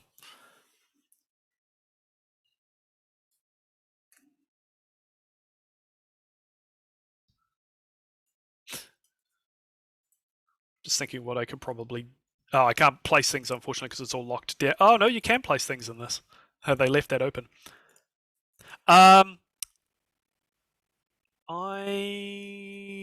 There is a combination of... Actually, these are video. So you can actually like embed video straight into, actually, which I'm going to show in the Virtual Fortuna hub in a second. But yeah, you can embed quite a bit of content in these spaces, including like video. So in this case, I actually do YouTube links. I can embed it straight in.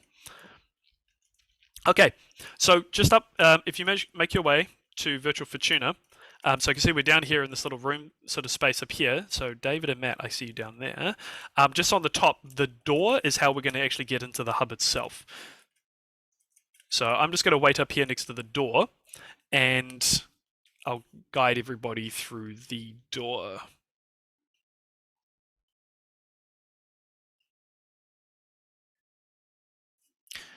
Yep, so when you're ready, you can just go ahead and go click here to move in.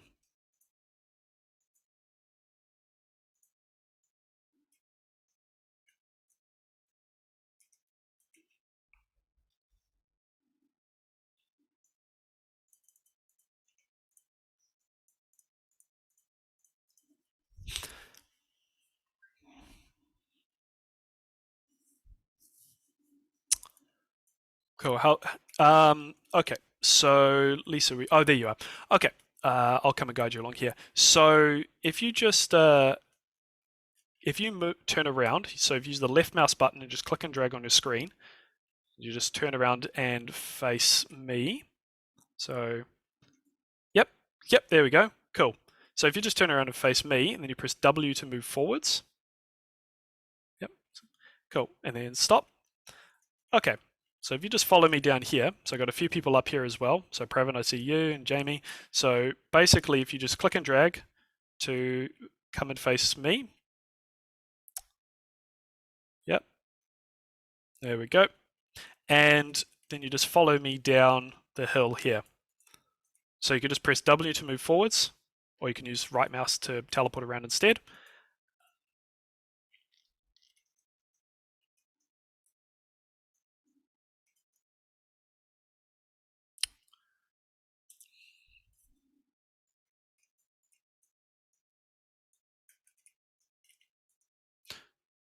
Cool. Yep. So, oh yeah, I see. Just teleporting forwards there, Lisa. Cool.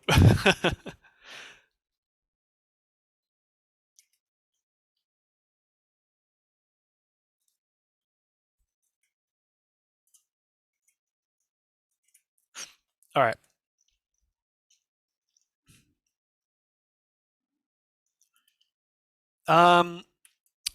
Robin, where are you currently located right now? Right, your W is not working right now just because you're like right up against a platform that's stopping you from moving. So if you want to sort of move around with a little bit more accuracy, you can use the right mouse button instead. So you can use basically the left mouse and the right mouse button at the same time to aim like a little green circle around where you want to move. So think of the left mouse as aiming where you want, is changing where you're looking at, and the right mouse, when you let go of it, will teleport you. So if you're stuck right now, you can just use the right mouse.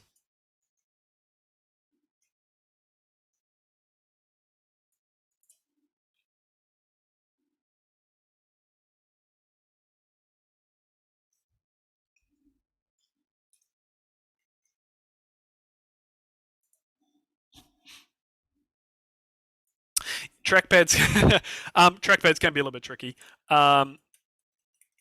Oh, I see what you mean. Because if you're using a trackpad, using the left mouse and the right mouse button at the same time, especially if you're using like a Mac, might be a little bit tricky.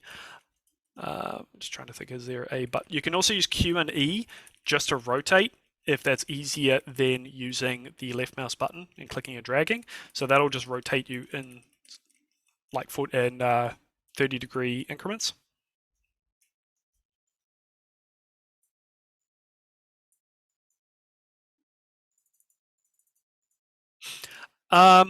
The photospheres, Matt, do you mean the ones that are in the Fortuna chapel where we're going to?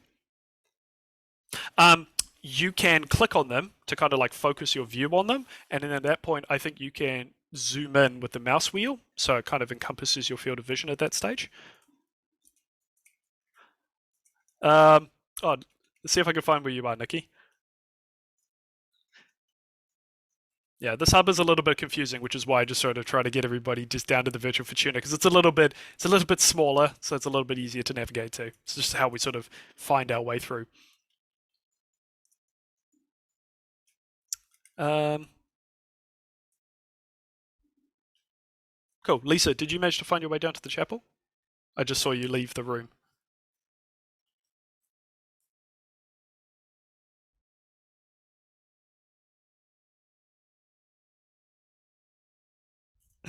It can take a little bit getting used to. Oh,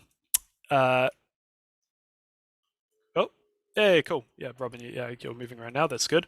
Okay, so, yeah, there we go. Robin, Jamie, so if you come and follow me down here, so if you turn around, I'm behind you down the hill. Okay. And we're going down to Virtual Fortuna, which is the bottom one down here.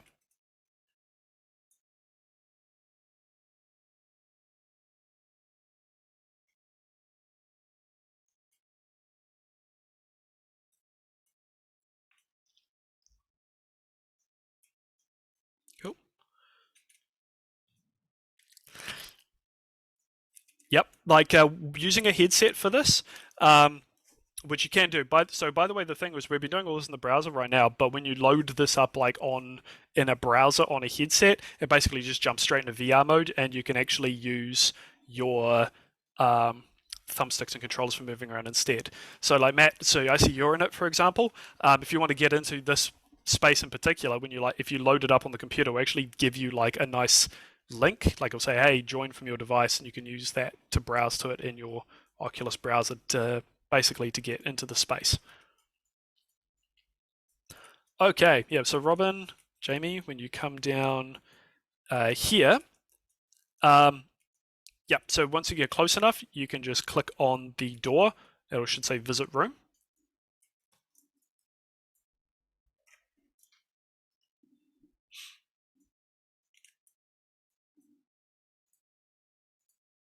Okay, and yeah, then you just click on that to go in.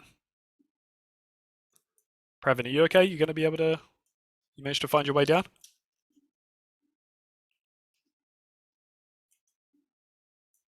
Cool. All right.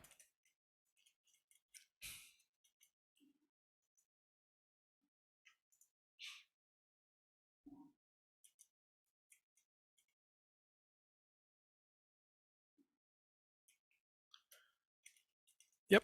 So it's up the top there. You got kicked out. Did you try joining? That's interesting. Not letting you click. So, Nikki, so when you move the mouse over the click, just above the click here, does it not give you like a little thing that says visit room? Oh, there you go, you got it. All right. Now I'm just going to join in there as well. I don't think the room limit is set particularly low, so it shouldn't have kicked anybody out.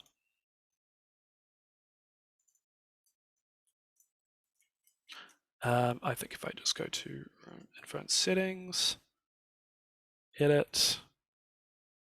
Oh dear.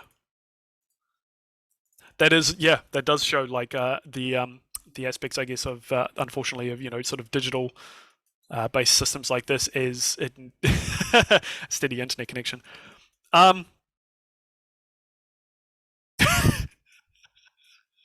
Somebody spawned a Pokemon on the on the dais up the front of the of the space. It's quite amusing. Yeah, so if you're in the space, I am streaming on Zoom as well. So if you haven't managed to join, then this is here. So this is the virtual Fortuna Chapel. This is a photogrammetry capture of a real chapel. So this is a real space in Karora. You can go to it. That I actually got to visit for the first time a little while ago. So I didn't make the model. Basically, I helped with taking the model that already captured and bring it into virtual reality. But this was captured from a real place in terms of like the color information, all taken from real photos, and then brought into essentially the space that you can explore in VR. So we've got a number of little see that moving around. We've got a number of little photospheres around here, like these little orbs. And for any of those, if you move up to them and then click on them, right click on them, then your view will lock onto those spheres, and you can zoom into them with a mouse wheel, and then you get like a 360 view of that actual space. So these, yeah, so if you have like 360 images, they're actually rather easy just to put straight into hubs and spoke. So the kind of tool that was used to capture all this data, so there's a question from Pravin there. So photogrammetry, there's a variety of different ways of going about it. I'm not as privy to the actual system that was used in this case. Photogrammetry is the technique. So basically just searching for, I'll spell it, photogram it. Yeah, there we go. I was about to misspell it there, so thanks for saving me there. Yeah, so you can take lots and lots of pictures of a model or like of a space, and you can assemble those pictures into a 3D mesh. And so there are a number of these models already out on the internet. You can actually find like some of them, and there's even some existing spaces on hubs that are like this, like recreations of these spaces. I've put some of the photospheres in just to show you what the real space looks like from some of these angles, so you can actually get a bit of a sense of like what the real area looks like. Plus, we've put a couple of like posters up as well. So these are like actual virtual posters over here by the information area. This is really kind of quite crazy to me as well, because I had never visited this church, but I had worked in the virtual version of it for quite a while, putting it all together. Then I got to visit the church itself, and I knew where everything was. I knew exactly how to get to the bathrooms. I knew all the nooks and crannies of like where the fire hose was down an alleyway, because I'd seen it so many times in virtual reality, and that built basically memories up me of actually having visited this place itself.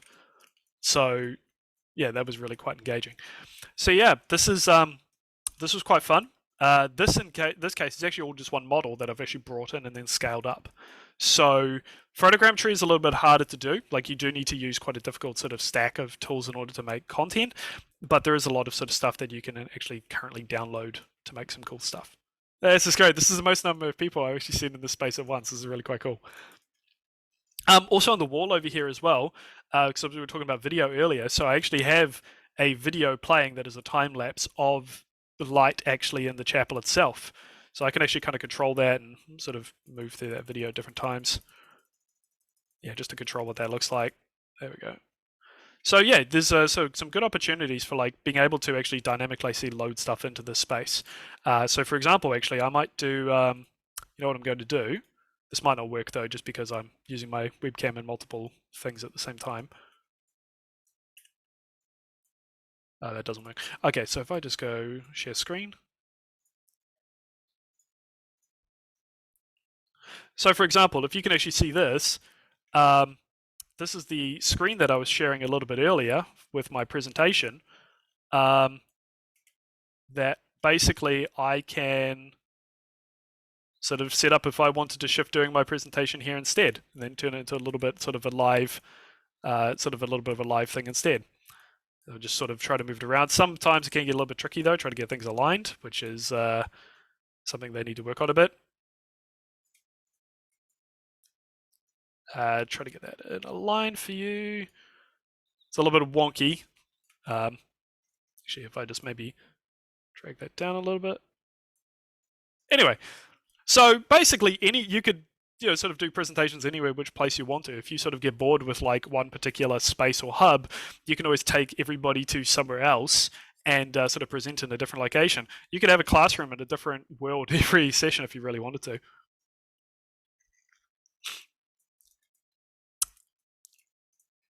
Oh yes, so just to repeat for the instructions for the globes, you can right click on a globe to basically lock your view onto it, and then if you zoom in with the mouse wheel, you can go inside the globe. And if you want to get out of the globe, it just opens a little window at the bottom that says object. You can just hit the little X and it will get you out of it. Yes, TurboSquid and Sketchfab as well, which is actually what we're going to be using today.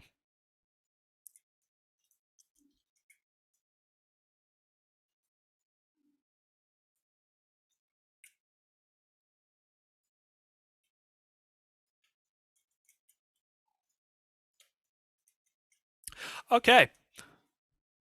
So, that was basically just looking at like what this is like to actually sort of browse around and have a look at this sort of space. Now, what I think is probably a good thing now at this stage is we're going to pop out of this, and now we're actually all going to jump into the editor. So we're actually going to hop into Spoke.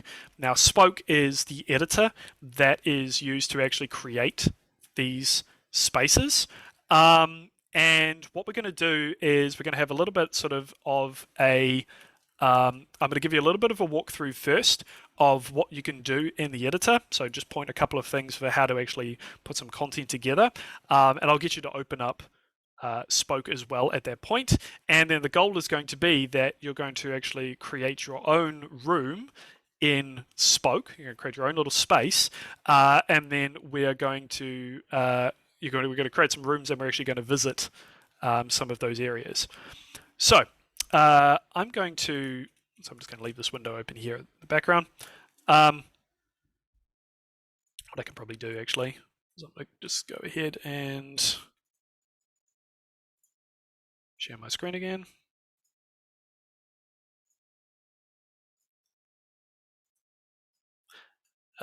Just so we've got something that we can look at.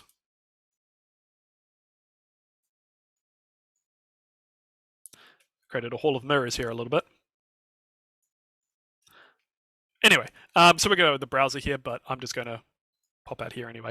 So what we have here is Mozilla Spoke. So to get access to this, I'm going to link you to this in the Zoom chat. And what we're looking at here is, if we just click on that link, just to make sure that goes to the right place. Right, so this is going to link us to the Spoke editor.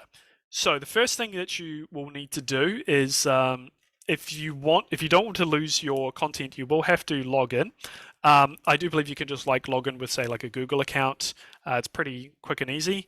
Actually, I think what it does is it'll just ask you to, I think, enter in an email, and it's going to give you a link that you have to click on in your email in order to basically just sort of log in with a sort of permanent account.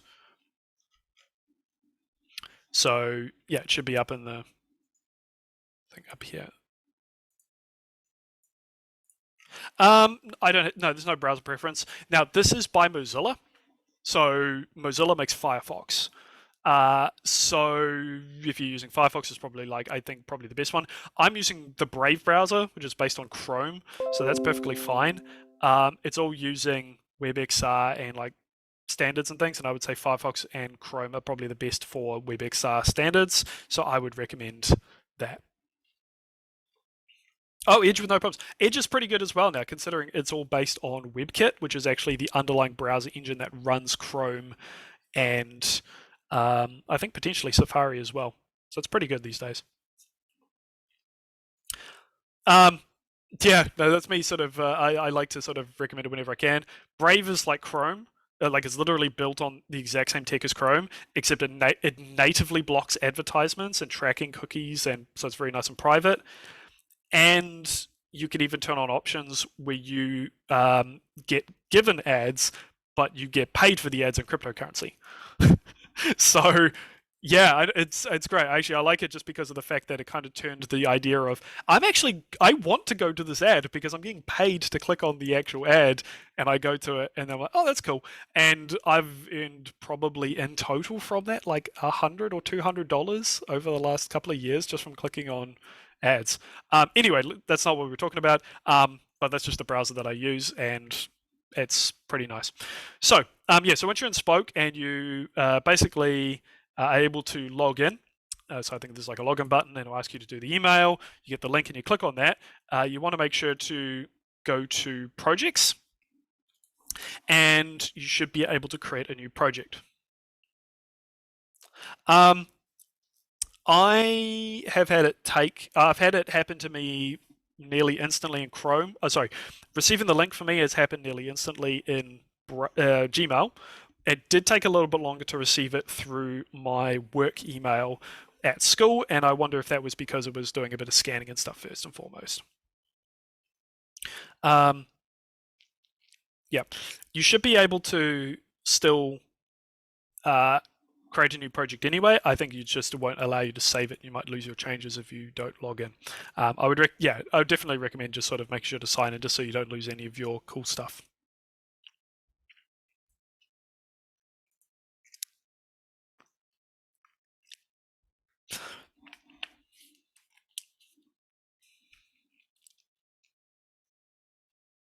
Cool. So, any issues? Everybody been able to find the registration link for that? No? Okay, hang on. What I might just do, just to briefly verify it, just so I can see what we're doing. Just because I'm logged in right now, so that means I've got something a little bit different. Yeah, so when I go to login, I just type my email and I go send magic link.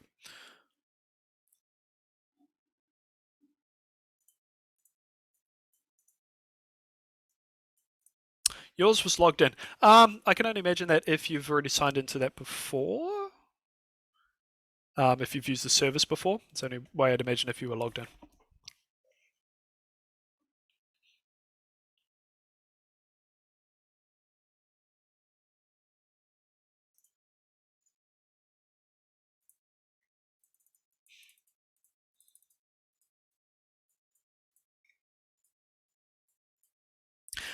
Yes, that may be the case. If you signed into Hubs, then it will sign you into Spoke as well. Yep, because you can just join Hubs without having to sign in. You just give it an avatar name. But if you sign into it proper, I think it's all linked.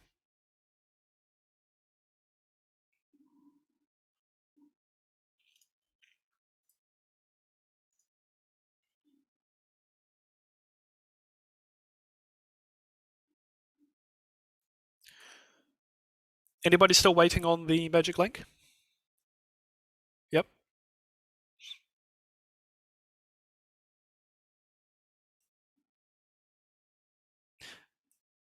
Cool. I'm just waiting for that to come through just so I make sure we're on the same page.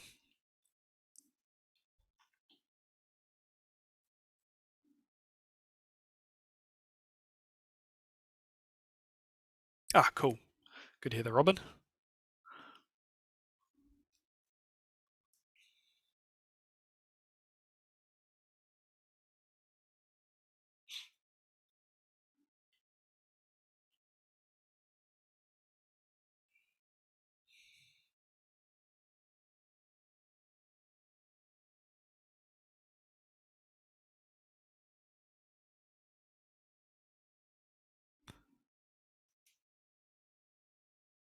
No luck there, Matt?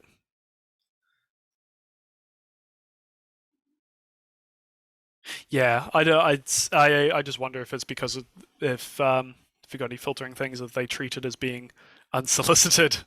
Cool. All right. I think that's everybody. Yep. Okay. So I'm going to go ahead and once you've logged in, and if you're in you should have a projects button now, and you can just go ahead and create a brand new project. I basically have my Fortuna ones here, but I'm going to create a new one for this as well. And this is actually probably something that's really nice. I like at the beginning is that it actually gives you either a blank project, but it also gives you a bunch of pre-existing scenes. So these are all like featured scenes that have been created by people that have been marked as Creative Commons. So these are remixable, basically. The great thing about this is you could use these as starting off places to basically build your own custom space. So there's featured in all. So this is all of them. Like if I search for Fortuna in this, I might find no. Okay, it doesn't show it. Yeah, but like you have quite a few interesting things in this. So if you wanted to build something that was going to be like a modular art gallery to present like some, I don't know, like an art exhibition or some content, then that might be quite cool to start with. I really like this one because I can't pronounce the name Academian Ineria. That sounds cool. So I'm just going to click on that, and it's going to create a copy of that project and load it up.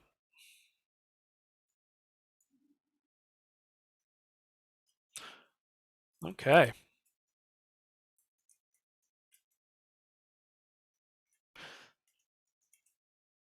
Oh, this is interesting.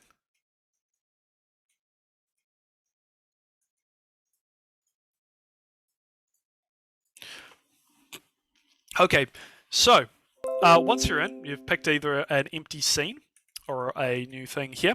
I might actually, I'm just thinking that this one might be a little bit sort of big, so I might actually go ahead and I'm just going to go File, New Project. I think I'm going to just create a blank one after all, just to make things a little bit sort of easier to explain. Otherwise, I'm going to have just one big model that makes things a little bit tricky.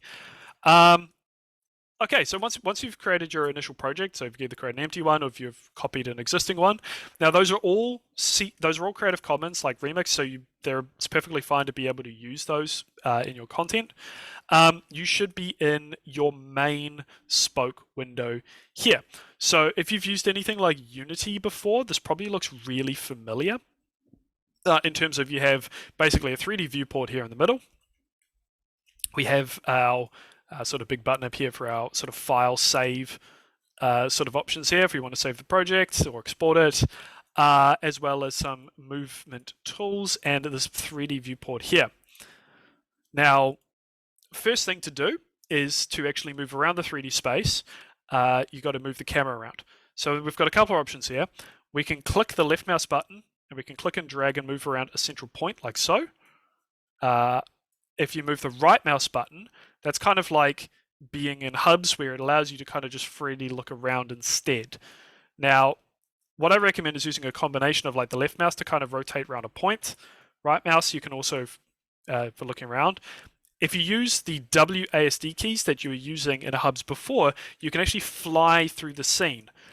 Now, I recommend this from a 3D perspective because it can be quite tricky to kind of sort of position the camera sometimes, and I found like the most intuitive for me is holding the right mouse button and then just repositioning the camera using WASD instead. Cool. So that's the first step, which is being able to move that camera around. The next stage is we're going to just have a look at what's already in the scene. So basically we have a couple of things that are already in the scene that we can see just visually if we look around a bit, but we can also see them up in here in this hierarchy panel. So this shows all of the objects that we have loaded in by default. Now, if you've loaded this from another scene, you're going to have a couple of extra ones as well. The one that I first loaded up had a model, like the whole scene was a single model, for example. But in this case, we have a skybox. So the skybox is representing the sun and the sky that's up here at the moment. We have a directional light, so I can click on it and you can see where it is. It's over here. And this represents the light in the scene where it comes from the sun. So when we place objects in the scene, they're going to be lit appropriately from this direction. We have a spawn point. So this needs to exist so that when somebody joins your hub or joins your room, it knows where they are supposed to join from, where they spawn in from.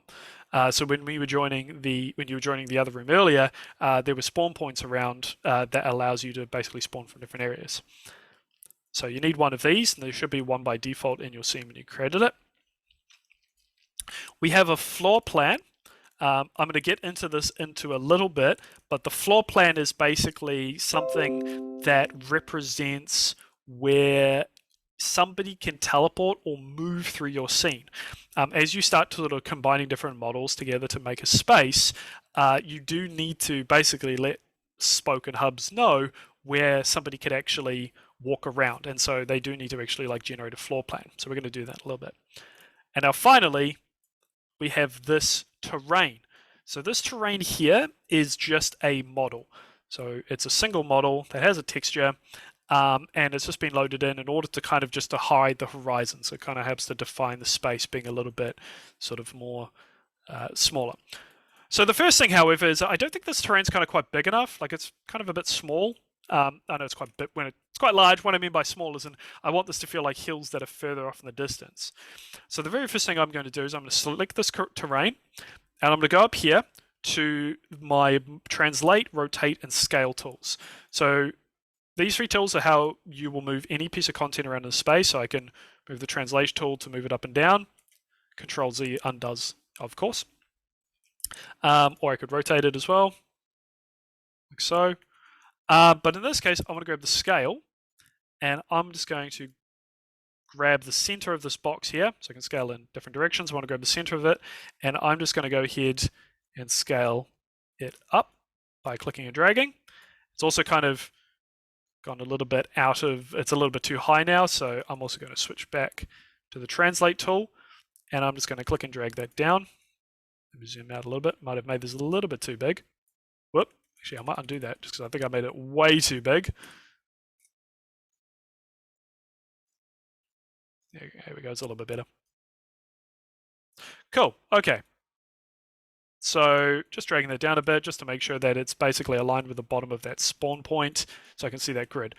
There we go. So you can now see, because I've scaled this up a bit, as I move around, you can now see that because those mountains are, it's much larger, they're further away, and they don't move, I have a much larger sense of scale in this space. Like this feels like a much larger, like these feels like real mountains to me. Before was just sort of like a little bump. Okay, so it gives me a little bit more space to work with.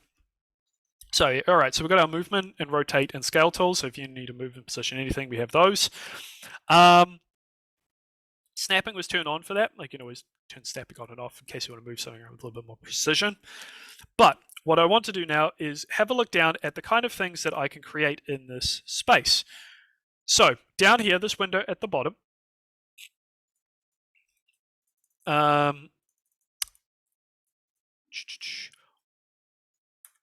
are you, okay, just as a quick sort of catch up there, Robin, if you're zoomed out too far in this space, you can go ahead and click on something in the hierarchy over here, like the spawn point, and then press the F key. So that will focus the camera on the selection. So for example, if I click on the terrain and hit F, it zooms the camera way out because that's how big the model is now. It's very big. So if you click on the spawn point and hit F, that should zoom it back in. Yeah, the mouse wheel will zoom you in and out as well. So standard sort of 3D movement practice there. Has that helped?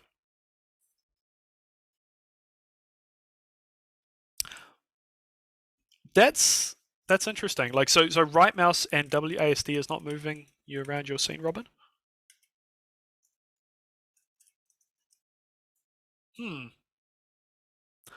I'm not entirely quite sure. I mean, why that's happening. You can still use the left mouse button to move around. To move around as well, additional thing, you can use the middle mouse button to pan. So the left mouse is your tumble. So like you'll rotate the camera, and the middle mouse is pan. So you can just use a combination of the middle mouse and the left mouse button to move around your scene instead of using right mouse ASD. WASD. Does that help?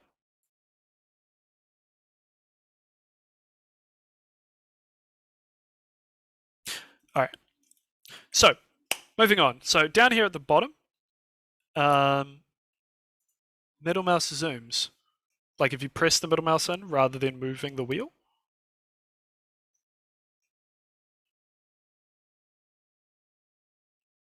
It might be, yeah, if you're just rotating the wheel up and down, that'll zoom. If you press the wheel in, it should pan around. Okay, just moving forward. So, oh dear. Oh dear. Yes, if you're on a Mac, I would recommend a standard 3-button mouse, just because if you're using like a trackpad, for example, or even like their Magic Mice, sort of, you know, the ones with the weird tiny little ball in the middle, is they like to make the left mouse and the right mouse both the same button, which is a bit frustrating.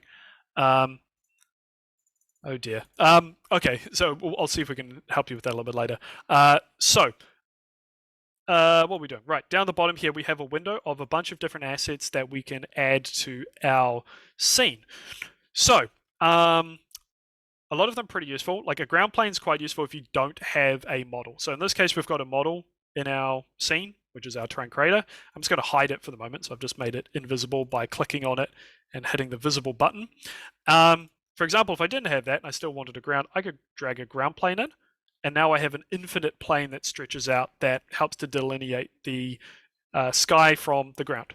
And you can make it any color you want. So I can click on it, and down here we can say it's green. You can click on that and just make it brown.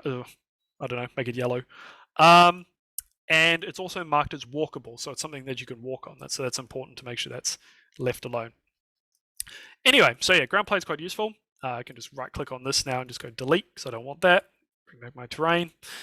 And Yeah, now we have a bunch of different things such as colliders. So a box collider is just sort of like an invisible thing that you can use to maybe make it so that people aren't able to wander everywhere. You can create some box colliders around the outside of your teaching space or the space you're showing, just to make sure that people don't fall off the edge of the world.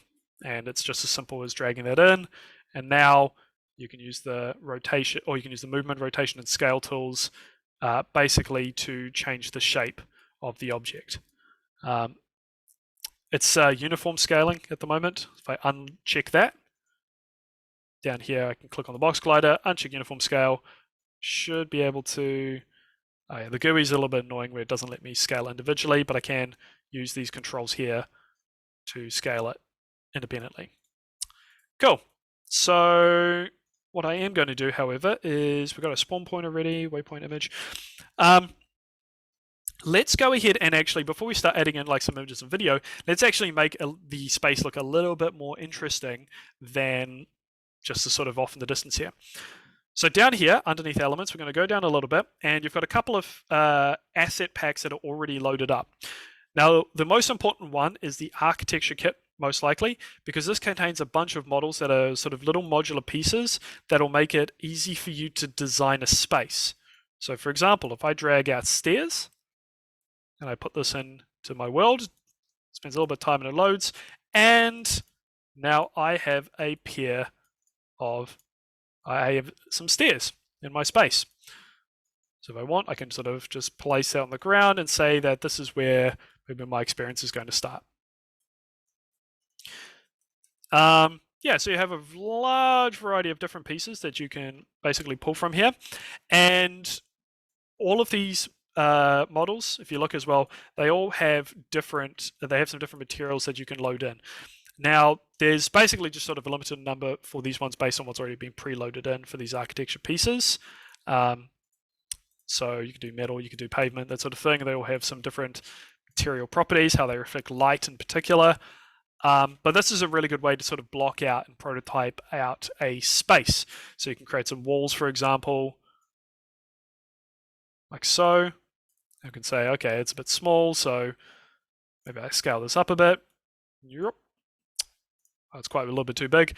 But yeah, like I could use this as kind of like a wall that I can maybe start putting some images in, or maybe some videos as well later on. Cool. So there's quite a few here. You got floors, doors, platforms, nice little few subcategories there, and sizes, which is quite good for prototyping out spaces.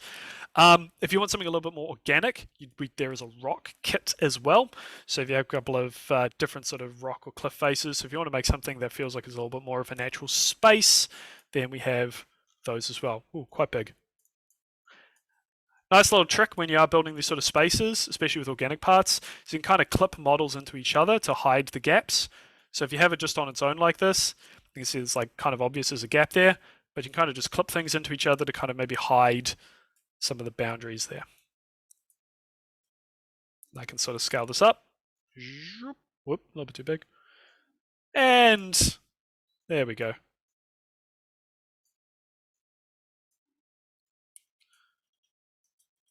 Cool. All right. So those are some of the built-in ones that just come with hubs that you can use. But the one that I recommend having a look at the most at is Sketchfab. So there's a really nice little integration here with hubs, is that, so Sketchfab is a website where you can upload 3D models to. Now, some of them cost money, but there's a lot of Creative Commons and downloadable models available from Sketchfab that you can basically download directly inside of hubs. And what's great about it is also it's as simple as clicking and dragging. So for example, I just clicked and dragged a model straight out of Sketchfab, and there we go. And there's, I think, Spamton from the game Deltarune Chapter 2. Yep, and this is an interesting model because it's actually the model, but it's also got like a little sort of a background thing there for taking a picture. And there's some really cool things on Sketchfab. You can sort for a huge number of things. Like what's something for us to search for?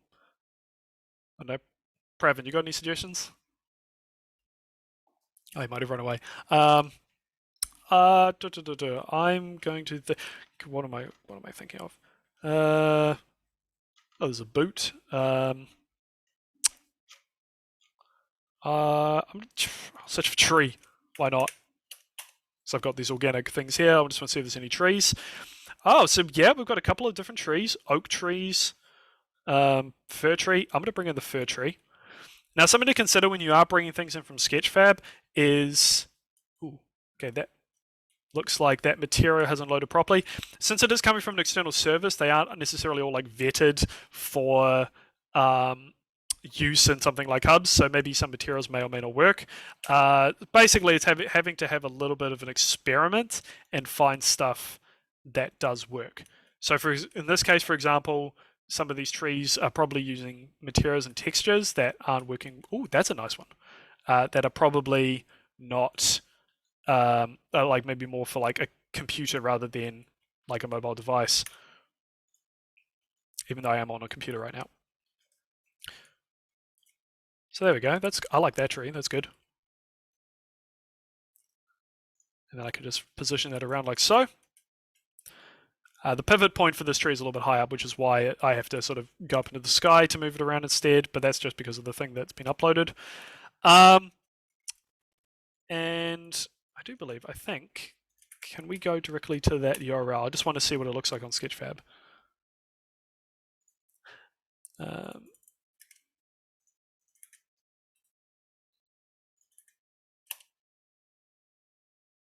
Cool. So basically here as well, you can go to the model URL. So when you bring something from Sketchfab across here, you actually have a URL that links to that model.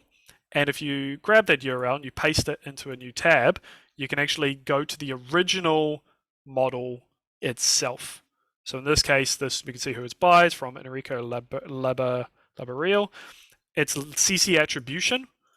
So that's just meaning that Creative Commons, like if you only use things and it's set as CC attribution, you probably want to put some sort of notification of who the model's by.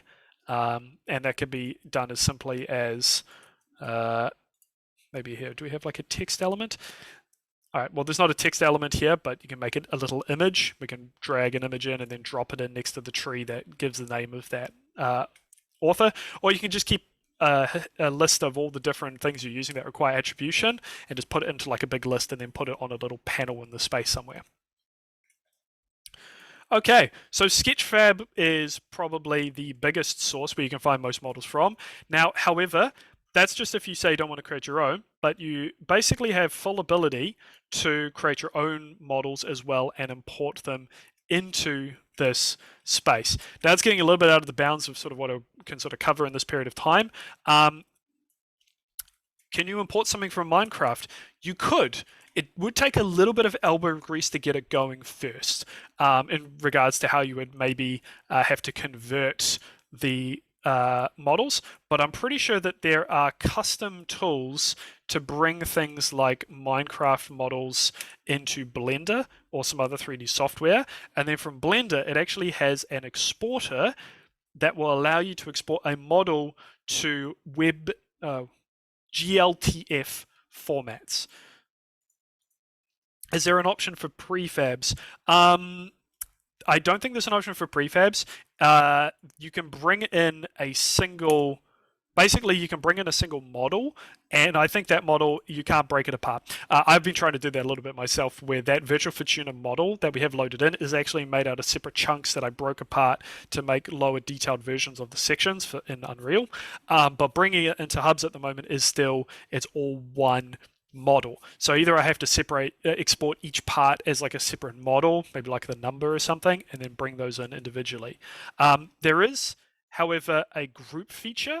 So you can, for example, bring in your individual components into hubs, and then if you group them together, actually, I think if we do this, drag and drop groups into the hierarchy. So yeah, like I can select these objects here, and then drop them into the group. And now the whole group can be moved together as one piece. So I think that's probably the closest equivalent we'll get to the prefabs sort of behavior of Unity. Oh, if you want 10 trims to be the same, you only need to change one thing. Right, no, I see what you mean there. I think that, no, I don't, there's not a prefab system in place for that. So if you do want to, say, for example, have, if you want to have 10 trims be all the same, you'd have to bring in one model of that tree. Now, I think at that point, if I bring in a custom asset, you might be able to replace the asset that you've uploaded and have that actually be affected. So we can actually probably do that now. If I go to the My Assets tab, we go here, you can actually see I've got a lot of assets already loaded. And these are all ones that I've actually uploaded to Spoke ahead of time for the Virtual Fortuna project. This is how I got all my content in. So you can go ahead and hit the upload button and pretty much upload any what you can do is basically you can upload audio, so MP3 files, image formats, so PNG, JPEG, that sort of thing, and models that you can upload need to be GLB or GLTF. Now, you can export those out of software like Blender. So, for example, if we look up Spoke Blender export, there is the first result here, which I'll link this in chat, is how to use the Blender GLTF exporter to export models out of Blender into a GLTF format that you could then basically import straight into Spoke.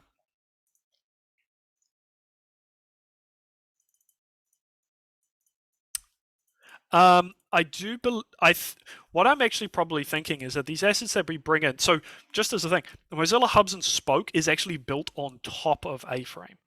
So when you're actually in a Mozilla Hub space, it should actually be an A-Frame project. So I'm actually back here in our Virtual Fortuna Hub, and if I just go ahead and maybe just go to where is it? More tools, developer tools. I do believe this is sort of delving a little bit into the stuff underneath the hood at this stage, but I do believe, yeah. So if we go there, A scene. So if you look here, we actually have our entire thing with assets and A-frame, things like A entity. So these are all actually loaded in. So this is actually built upon, specifically, it's called networked A-frame. So this is a this is an extension of A-frame that allows for these like multi-user, multi-purpose, or multi-social experiences. I'm going to pop that in the chat as well. Because if you're already using A-frame, then I would recommend definitely taking a look at this, because you could get some really cool projects from people if they're building multi-person new things. I would use, yeah, that's actually a great question. I would absolutely use like Spoke for level 1 users, for getting them into the concept of being able to sort of build spaces using a simple editor. They can bring all their own content in. Here's like some images that I've uploaded previously. By the way, nice little trick is you can just drag straight out of like Explorer into this, and it will actually just upload the image straight away. Or I actually had a PDF of the presentation that I was giving today, and I can actually just drag that straight into this and have a PDF that I can actually sort of click through different buttons, and you can actually interact with it in the space as well. So for example, this is an image that I just put together in Photoshop that I used in order to get some text into this space. So it had like our names of the people on the project, and that's just sitting right there. Yeah, but I would say level 1 Spoke is a really good thing to get into. Level 2 and above, getting into like Unity and Unreal, absolutely. Like I would say the next step up is using the proper game engines to actually put together content first in those spaces. Then at probably level 2, I would even say is probably still a good stage to get into like the scripting and the interaction elements. Yeah. So yeah, so this is any assets that you upload all show up basically here, like images or models. Just to show you, for example, so the Virtual Fortuna model that I exported from Blender, I could just click and drag this straight in. And that should load up. It's a little bit of a big model, so whoop. It's quite big. Also, I've lost my mouse. Oh, there we go. Don't know why, but my mouse cursor disappeared. Right, so like I just dragged and dropped that straight in, and here's basically like the whole church. Oh wow, hang on, I'm way off in the distance over here. I just went focus on it and it's zoomed me all the way up. Yeah, so I had to scale it down in order to make it match a bit. So this is like just the whole model, and there is actually some other cool photogrammetry locations you can even download through Sketchfab. So yeah, so there's the model. Just drag that straight in, and that's all basically set up. Yeah, I'm just going to leave that there because I think that's kind of good to have right now. I'm going to set that to 0.25. I don't think that's... I use this little spawn point as like a indicator for me of how big a person should be. And I think that's still explorable. Maybe I'll do 0.3. Oh, 0.4. All right, cool, a little bit better. Okay. So I didn't make the... I'll go through the order of these.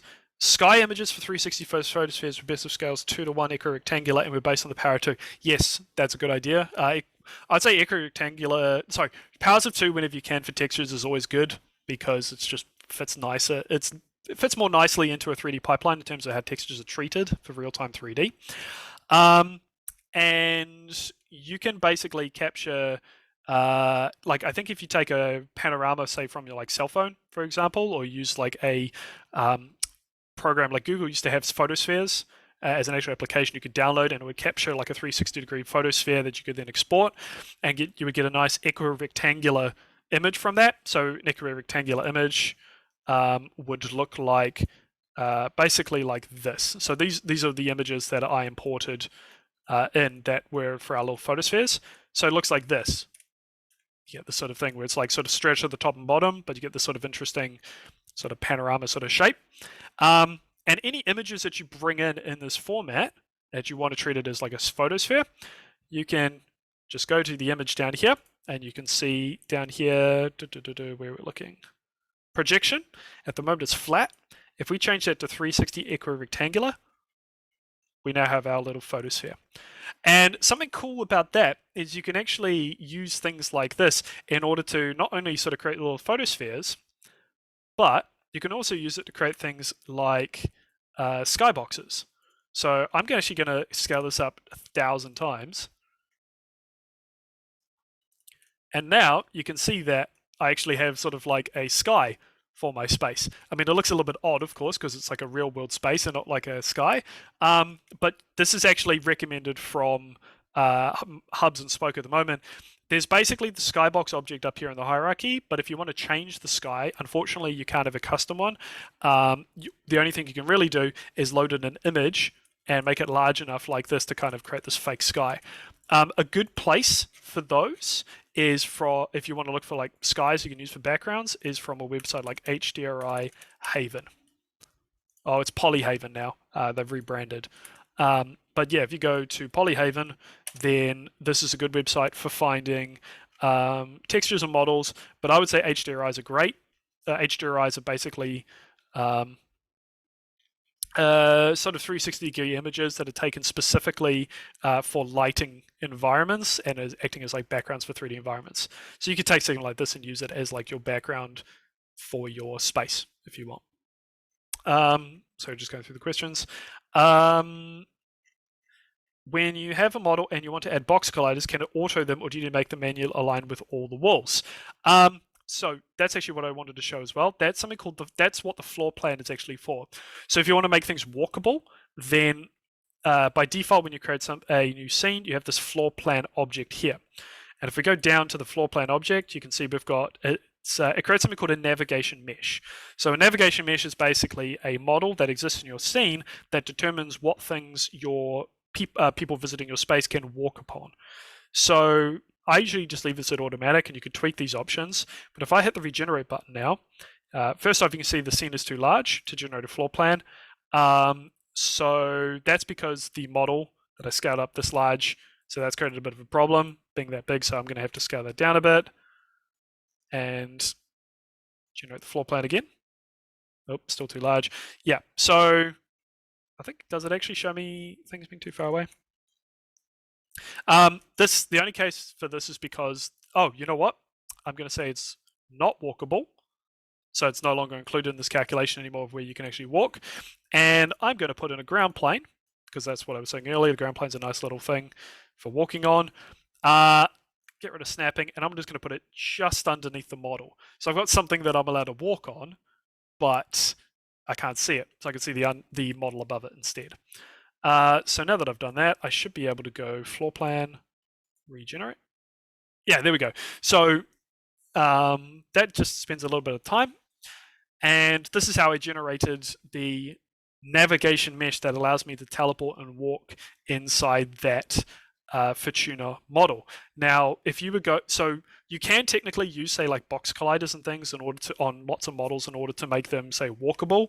But you still have to generate a floor plan that will take into account those colliders and basically build it up to say where you can and cannot walk. So now that we've built the floor plan, a couple of things, like you can see this already had like sort of a diagonal on it for the stairs for walking up the stairs. But what else do we have? Is that the, whoop, I might actually fall through the floor there. Did I move that down a bit too low? Anyway, but if I come over here to the chapel, for example, we can see the floor mesh.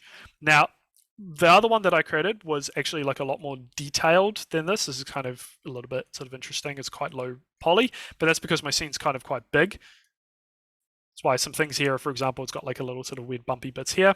Yeah, what I'd probably do is I'd probably put like a box collide around this so that I couldn't walk through these spaces anyway. Yeah, so the floor plan is how you is the main way for sort of building up collision for where people can walk in their world. If you're using some models that you're grabbing straight from the architecture kit, then most of that already has like sort of the walkable stuff already sort of built into it. It's mostly for when you're bringing in sort of like custom meshes and things that you need to start building the floor plan. Cool, thanks. Yeah, Previn, you've got the 3D scanner there with the iPad. iPads are really good for photogrammetry because they've got really good sort of depth sensing technology with the cameras they've got. So Nikki, just so for the thing you wanted, sorry, I've just catched up there. What was the thing you would like me to do again? Upscaling the sphere. Making the sky, right. So I'll just do that again for you. So if we go ahead into, so I just had these 360 images that I've already loaded in. Now you could load those straight out of, for example, HDRI Haven, and you could download one of these as like, I think a 4K or an EXR file, and then upload them with the upload button here to get them into your assets. Then all I've done is, well, what have I done? Just dragging an image down here, and what you do to make it a 360-degree sphere is you go down to projection and you change it from flat to 360 rectangular, like so, and then I just scaled this up. So in this case, I made it really big, like 1,000, so that it's far enough away in the distance so that it doesn't give the impression of moving. So yep. Yeah, no, that's always a really good thing to do because it's just then it's just a texture. Something to consider when you are making these spaces is, which we'll see in a little bit, is that the sizes of the space in the models in terms of like how performant this will be running on headsets, either like standalone ones like the Quest, or people's devices or internet and whatnot, is it can give warnings about, if your scene is too dense, like your polygon count is too high or the textures are too large, then it will give you some warnings about that. Like this model, this Fortuna Chapel is like, it gives me some really big warnings about it. It works, but it's something that needs to be optimized further. Yes, we're delving into, yeah, if you start delving into like making your own custom models, like in Blender or other programs like that, then there's lots of tutorials for like, making either low poly geometry or optimizing things. In the case of Spoke we're in right now, they've got quite good documentation for working through all the different features that the program currently does have right now. If we go down there to help, we've got tutorial and controls. Actually, I definitely would recommend having a look at the tutorial outside of this introduction video as well, because it's got some really cool stuff in there. So I'm just running through what we've gone through though. We've done Sketchfab. We've got images that we can bring in just by dragging stuff straight in. Now, you can also, if you want to add, say like maybe more moving content as well, we can add a video in too. So I'm going to go back to my elements and I'm going to go and drag in a video. And it's made me a little video thing there. And if I go ahead and hit preview scene, so there's a little bit button up here we can preview it. You can see it starts playing. Oops, sorry. You can see it starts playing the video automatically. Now, if we go down here, you can see the video is just an MP4 file that is on the Spoke server somewhere. But from that, I think what we can actually do is maybe, I don't know,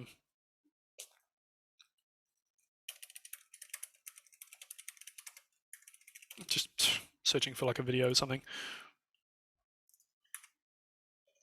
So I could just grab a YouTube video, and I think if I just paste that straight in there, it will take YouTube videos. And there we go. So that just loads straight in. So that loads all the content from all those external web services and things. It'll share audio and stuff as well. So yeah, like you do have to consider, if your video is playing audio and stuff, it's actually going to emit audio out into that space too. So that's quite fun. Here's a fun little thing as well. Just like images, you can actually tell a video to be like a 360-degree equirectangular. So if you actually have like 360 video files, which you can actually probably get from YouTube or something as well, you could actually have like a 360-degree thing here. Now, of course, this is not a 360-degree video, which is why this looks so weird. But it does offer some interesting opportunities for the kind of content you could put in these spaces. Wow, that looks really cool, actually. It was never designed for it, but that's it's a really interesting animation anyway.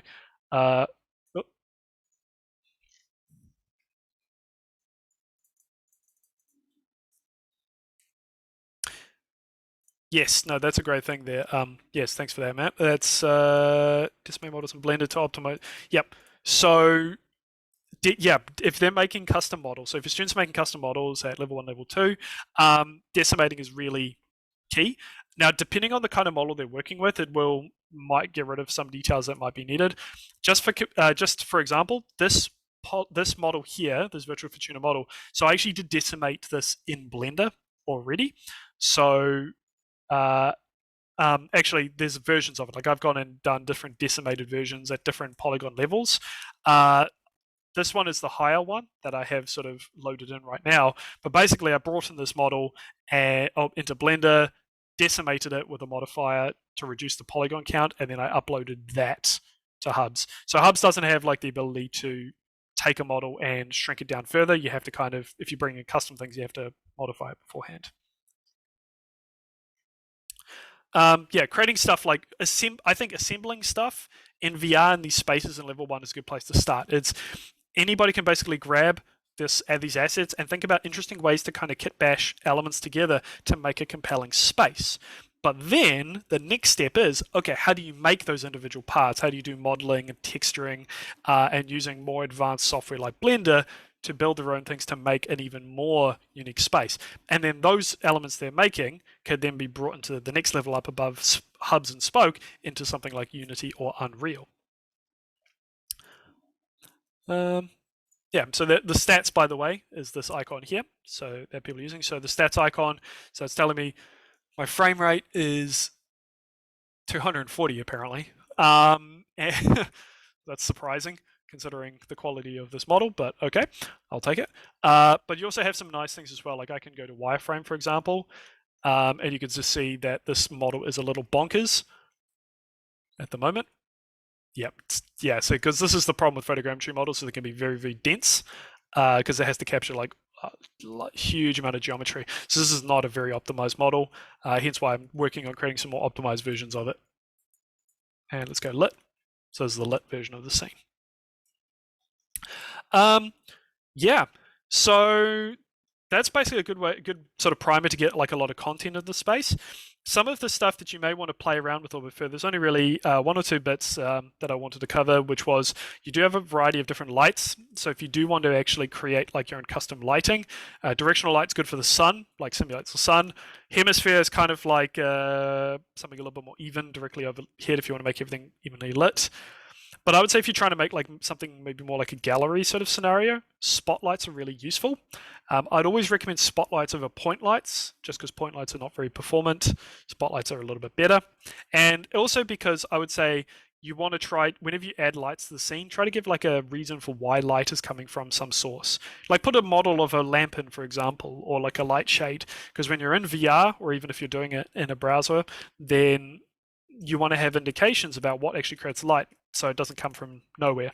Like, for example, if we look here, it feels like the light source is actually coming from this window illuminating this entire landscape, because this part is brighter, but then you can see based on,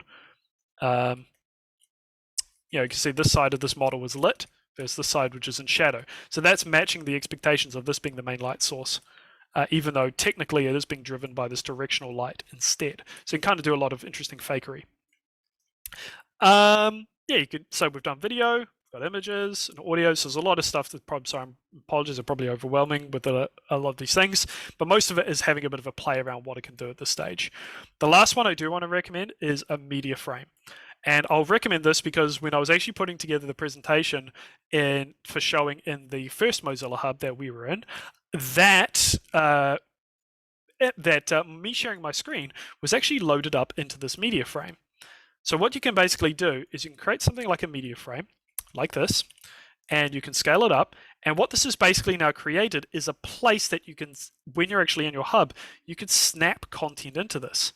So I was able to share my screen and it created that little window in the world, but you can create something like a media frame here in order to make maybe a place for you to snap your window and like your screen share into, or you can snap a video into it or an image or a PowerPoint PDF. Like, so this is kind of cool for you to maybe create like little screens that you can present upon. So the media frame's really quite cool. Doesn't really do much in the editor. You actually have to be in your space at that point. And in this case, we say only 2D media, but you can also use it for snapping in models or other things as well. I'm going to say only 2D media at this point. Okay, that's basically just sort of a crash course on most of those elements that you can actually use in the editor. The last thing we need to do now at this point is actually publish this so that we can access it, or multiple people can access this space. So up here in the upper right hand corner, well, actually first off, let's save. Always save. Go File, Save, Project. Also Control S is fine for that as well. And I'm just going to just call this demo.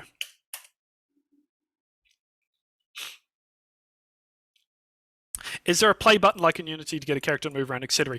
Yeah, so that's what we're doing just now. The preview button doesn't let you walk around the space. It just lets you preview if things like particle emitters, videos, and stuff are working. But for us to actually walk around it, we actually have to publish it to hubs and then walk around it and test it in the hub side of things. So now we've saved it. We go up to publish to hubs. We click on that button, and we have some things like the scene name, attribution. So if you have based this upon somebody else's like scene or something, and you need to attribute this to the original author, or who do you attribute, or what's your name for other people that they need to attribute to you. So you can put your own name in, for example. I could put, I don't know, Byron Mallett. Then I can allow a few things like I allow people to remix this, so that if I allow it to be remixed, somebody can take the scene, copy it into Spoke, and then they can make their own changes to it if they want. So that's actually kind of cool because you can create your own maybe template scene for your students. Like, hey, this is the starting off thing that I want you to use. Then they can open your scene and then basically remix that themselves in Spoke and make changes to it and for their own one. You can allow Mozilla to promote the scene if you want. This is a test, so I'm not going to do that. Let's go save and publish. The preview, there's no play button up here, Nikki, up here in the... That's weird. I've not run into that. It could be the platform you're on, potentially. All right, so depending on how many sort of models or how many assets and things are in the scene, it could take a little while to export. In this case, the Fortuna Chapel that I'm using, I know is probably like about 60 megabytes. So here's my wall of shame for the stats. So polygon count. So that model I know is really big. Like that's 500,000 triangles, and they recommend that you don't use more than maybe 50,000 triangles for mobile devices. So on a computer, you can probably easily go above 500,000 or something, depending on how powerful the computer is. On something like the Quest 2, I've had decent results at 90 frames per second, which is roughly how fast it runs at, like mid-tier, with like a 500,000 polygon model, which is pretty good. It's got two really large textures. So in this case, the model I've brought in, the chapel, has one single texture, but it's 4,000 pixels wide, 4,000 pixels tall, which is quite big. And then I'm also using the photogrammetry, not photogrammetry, I'm using the photosphere texture for the sky as well. So what I would probably do is I would take that, and rather than uploading a 4K equirectangular image, I would take that and I would probably shrink it down a bit. So I would have like a 1024 by 512 image for the sky instead. File size is kind of quite big as well. Just for the sake of testing, I'm just going to leave that. But the thing is that being aware that some students may want to be able to look at these final things on mobile devices is something to keep in mind. Now, if you're doing it with the knowledge that everybody's going to be using it on a computer or on like a headset, then you can maybe sort of just keep it at like medium or high and not worry too much about it. But one thing definitely I would say for VR is that anything that the students make, you want to make sure they're making something that runs as fast as possible for frame rate. Low frame rate in a headset is linked directly to motion sickness. The headsets are really good at doing things like making up frames when the frame rate's too low, but you basically want to kind of leave as open, like as much overhead as possible. So I had students who were making content that was running at maybe about 50 or 60 frames per second that still looked okay because the headset was making up a bunch of frames to represent where my head was looking at any point, so it was good at mitigating motion sickness. But I've also had some scenes from students which ran at like 30 frames per second on my headset, and I started to feel sick. When it comes to motion sickness in VR as well, that exposure is really the only way to get over some of it. Like, you may find some students and some people can't put a headset on at all without feeling really ill. And it really does affect a lot of people differently. I have a friend who cannot look at something for more than 5 minutes without feeling really a lot of motion sickness, but he also can't ride the bus without being sick as well. So it is going to be like on a per person basis. Like, everybody's sort of physiology is actually going to be different in terms of how they react to this. So that's why I like this tool, for the fact that you can actually have like a graceful way of offering like something that's less immersive than VR, but still allowing them to interact with this content in some way. Yeah. Yep. And actually, that's a very big thing as well. When it comes to health and safety for these things, if you can use stuff like VR in the classes, it's making it really clear the health and safety elements. The other thing as well, having like spaces that they can actually interact and engage with these things, because you lose sight of where you are in VR quite quickly and easily, because you think that you're in somewhere else entirely. So there are things such as having boundaries that you can put up that allow you to say where a safe space is. One thing in particular, especially if they're using them in classrooms, make sure the students know not to mess with each other. Like, that's a really big thing, and I've had to tell it to like adults that I've given demonstrations to. Somebody's like, "Oh, it'll be fun. I'm going to walk up behind somebody and like, push them, or like they say, hey, this is funny. They can't see what I'm doing."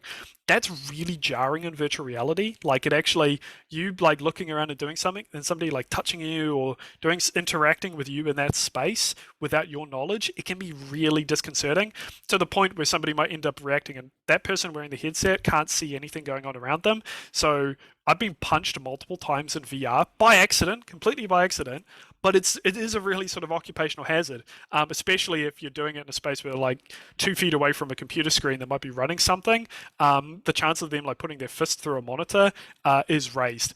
So you probably want to think about like having more open spaces, because they're going to want to go out and interact with their hands, right, and pick something up. Like, I'm at a desk right now, and if I'm wearing my headset and I want to lean down and pick something up, I go bonk, my head or my hands go straight into the desk. So like behind me, for example, in my space, I'll open up this all up for sort of like VR and move all my chairs back and have this nice room scale thing that I can now physically walk around, rather than having to just move and teleport around all the time. Yeah. So this is the very last thing I'm going to do. Then I'm going to open up the floor for any last minute questions, because I've realized managed to hit 12 p.m. basically. once you hit the View in Hubs button, so that's the last thing you need to do in Spoke, it's going to open this up in basically the exact same thing that you had earlier with Hubs. So you can go ahead and when you go create a room with the scene, what that's going to do is it's going to create a new room or a link that anybody can now visit to access that space. So I've actually, this new thing that I have here, for example, just pasting that in chat. So if I now join this room, then I'm in the space that I just made. So the ground looks a little bit funny just because it's a little bit too far down. But yeah, that's exactly the space that we just made that is now live for people to walk around in. Whoop. Oh, I did mess up the floor plan just a little bit there. I think, can I tell? I think I need to tell. There we go. I have to teleport up there. Yeah, it's that easy just to get up and running. Like this is now completely shared. Anybody can come in and join this space now. And that's just straight from editor to publish to people being able to join in and now talk to each other with their microphones and proximity chat, which is something we didn't really sort of do too much in this space just because I'm juggling Zoom and this at the same time and trying to get the echo cancelled out. So yeah, I'm just going to finish up with that just if there's any last minute questions from anybody just at the end of the session. Please feel free to unmute yourselves and actually ask your questions or even give feedback if you like directly to Byron at the stage. Can I ask a non-techie question? Yeah, sure, absolutely. Part of the reason that I wanted to come along to this was that I've got teachers at school who one of them's bought himself some Oculus headsets and they are interested in using it in their teaching. They're not digital teachers, they're interested in using it with their classes. And my question is, like, where do they actually go to? They've told me that they don't know where to go to get content. So yeah, I just wondered about that side of things. It really depends what the content is and like what the, I guess, the subject material is per se. It can be tricky to find. That's why it's kind of like thinking about ways of taking maybe some content that already exists and presenting it in spaces like this. So for example, it's why I find Hub so useful, at least, is they can take existing content that might be image based, or maybe they can find models and other things and put it together in this space themselves to be able to show it in a different way. Now, there's, in terms of where you can find things, there's the Oculus Store is a good place to get stuff that's like consumer level applications, games, and some educational things as well. There are other third-party places like SideQuest that are worth looking at as well, because there are sometimes external services there that provide some interesting educational material. There is, yeah, that's another sort of big one as well.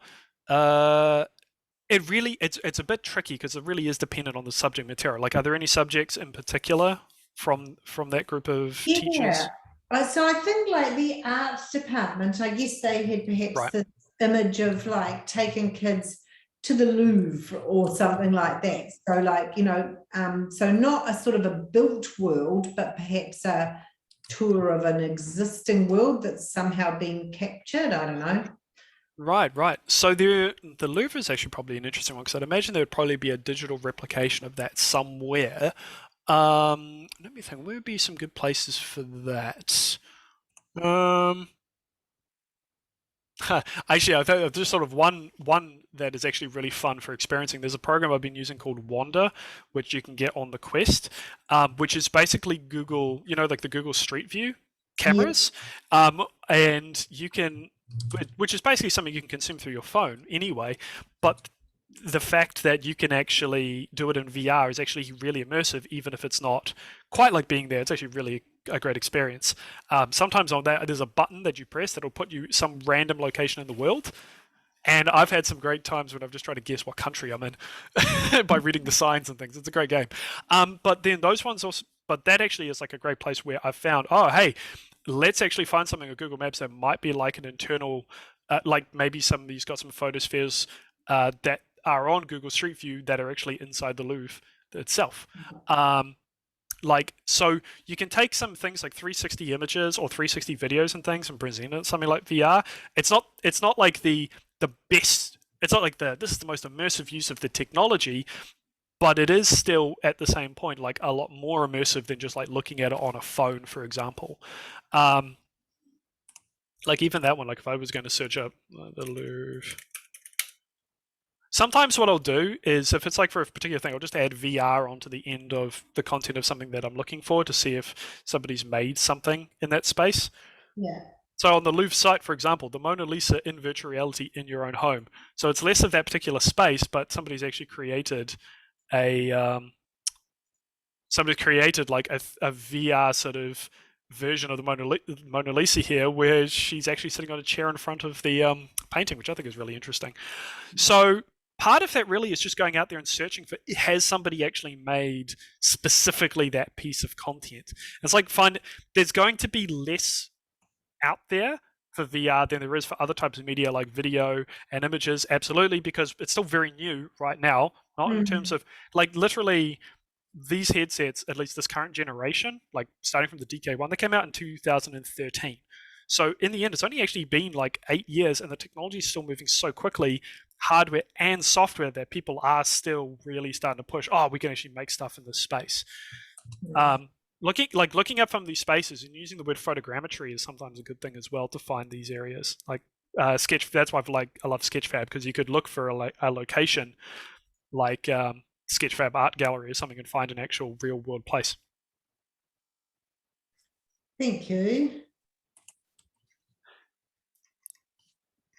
Cool. So yep. Almost time to wrap up, guys. It's been, I think it's been a seriously good learning for me as well. So, but 3 long hours. So before anyone else leaves the room, I just want to thank Byron for your time today and all the effort you've put in to prepare the session. We really appreciate it. So, and your words of advice on, what gear to buy and what to look for, and, all those tips that you gave at the start before starting the training session. So really appreciate that. Oh, thank you. Well, I hope it was useful. It was. Anyone else want to comment? I'm still having trouble trying to get into the room so I can walk through it. It just keeps taking me back to the editor. Okay, so like when you've published it and it says scene published, and when you go to view your scene, that's not opening a new tab, is it? No. Are you on a Mac? No, I'm on a PC and I'm using Edge. Right, I wonder if that's an Edge thing. Because what it should do is it should take you to hubs.mozilla.com/scenes, and then it'll be the name of your scene or something. Something I guess that you could do is if you go back to the Spoke project page. No, wait, that's just no. See, that's not going to allow us to get straight into it. Actually, what you can probably do is you can just probably just go back to the Mozilla Hubs page, so hubs.mozilla.com, and then you go back and you go to create. Is it create room? Sorry, I'm just experimenting with this right now, just because there is a. What you can do is I can create the room, and you can switch the scene of that room to the thing that you've just made. Because if you've published it, it should be in the list of your content. So like. In this case, I can go, I created a brand new room. So this is in like a meeting space. If I go down the bottom to options, change scene, and I go to my scenes, then it should show all of my published scenes. Oh, okay. Yeah. So it is actually back in the app. So if I click on the demo. Yeah. Again, that's what I called it, was demo. Yep. It's loading. Oh, good. Yeah, so that's actually a thing as well. Just also going the last little bit there, just last little bit for anybody who wants to use this as well. When you are in a room and you want to keep people in the same space and like maybe have different rooms for different bits of content, maybe for different topics or things, and you want to change between them, at any point you can go down to more, I think, where is it? Room settings, room info and settings, and you can go change scene, and you can actually change to a completely different scene. So in this case, I could change it back to my learning and teaching session here, and opens the little thing. And when I click use scene, it completely changes the room to that new location and brings everybody along with it. Okay. So that's a cool way of segmenting stuff up. So in this case, it's like it's a bit of a roundabout. I'm surprised why that's actually doing that in Spoke for your one. I'm not sure. Maybe try experimenting with some different browsers. Yeah. I'd recommend Firefox, considering just swans me. Anyway, yeah. Well, I hope that's been useful for everybody. Fabulous, thank you. I think I need a glass of water now, but yeah, no, I'm very. It was really fun to be able to chat about it. Even a lot of this Mozilla hubs and spoke thing is like, because I've been building stuff from the ground up in Unity and Unreal before there were even like APIs and SDKs for like doing basic user interactions and things. I had to build like those gloves. I had to build an entire interaction system from the ground up. So the fact that you can now just go into a browser and have something that's literally just there and works, it makes me incredibly happy, because it just makes it so much more approachable to a larger audience, as then also a gateway into the more advanced stuff later on. So I see that being really, hopefully, good for like I've shown students some simple stuff and they've got super excited about, wait, I can make this stuff now, and then they go in and make some amazing things. And I've had some students who have just been introduced into it, doing some really basic stuff eventually, and now some of them have like jobs making VR content for like media companies here in Wellington and stuff, which is really great to see. So it's going to keep taking off. There's unstoppable momentum behind this industry now, and it's not even just for that industry. It's just such a useful tool that touches so many things that we do. It's just a different way of consuming media now, and I think we've got some crazy things we can do with it. Anyway, sorry, I've gone a bit over time, but yeah, final thoughts there. Awesome. Thank you so much. It's been amazing. Thank you so much for coming, everybody. It was great. Thanks, Matty. Cool. Thanks. So we'll share this recording soon. Once Byron shares it with me, I'll Yep. So it's all recorded to the cloud. All right, I'm going to stop that recording.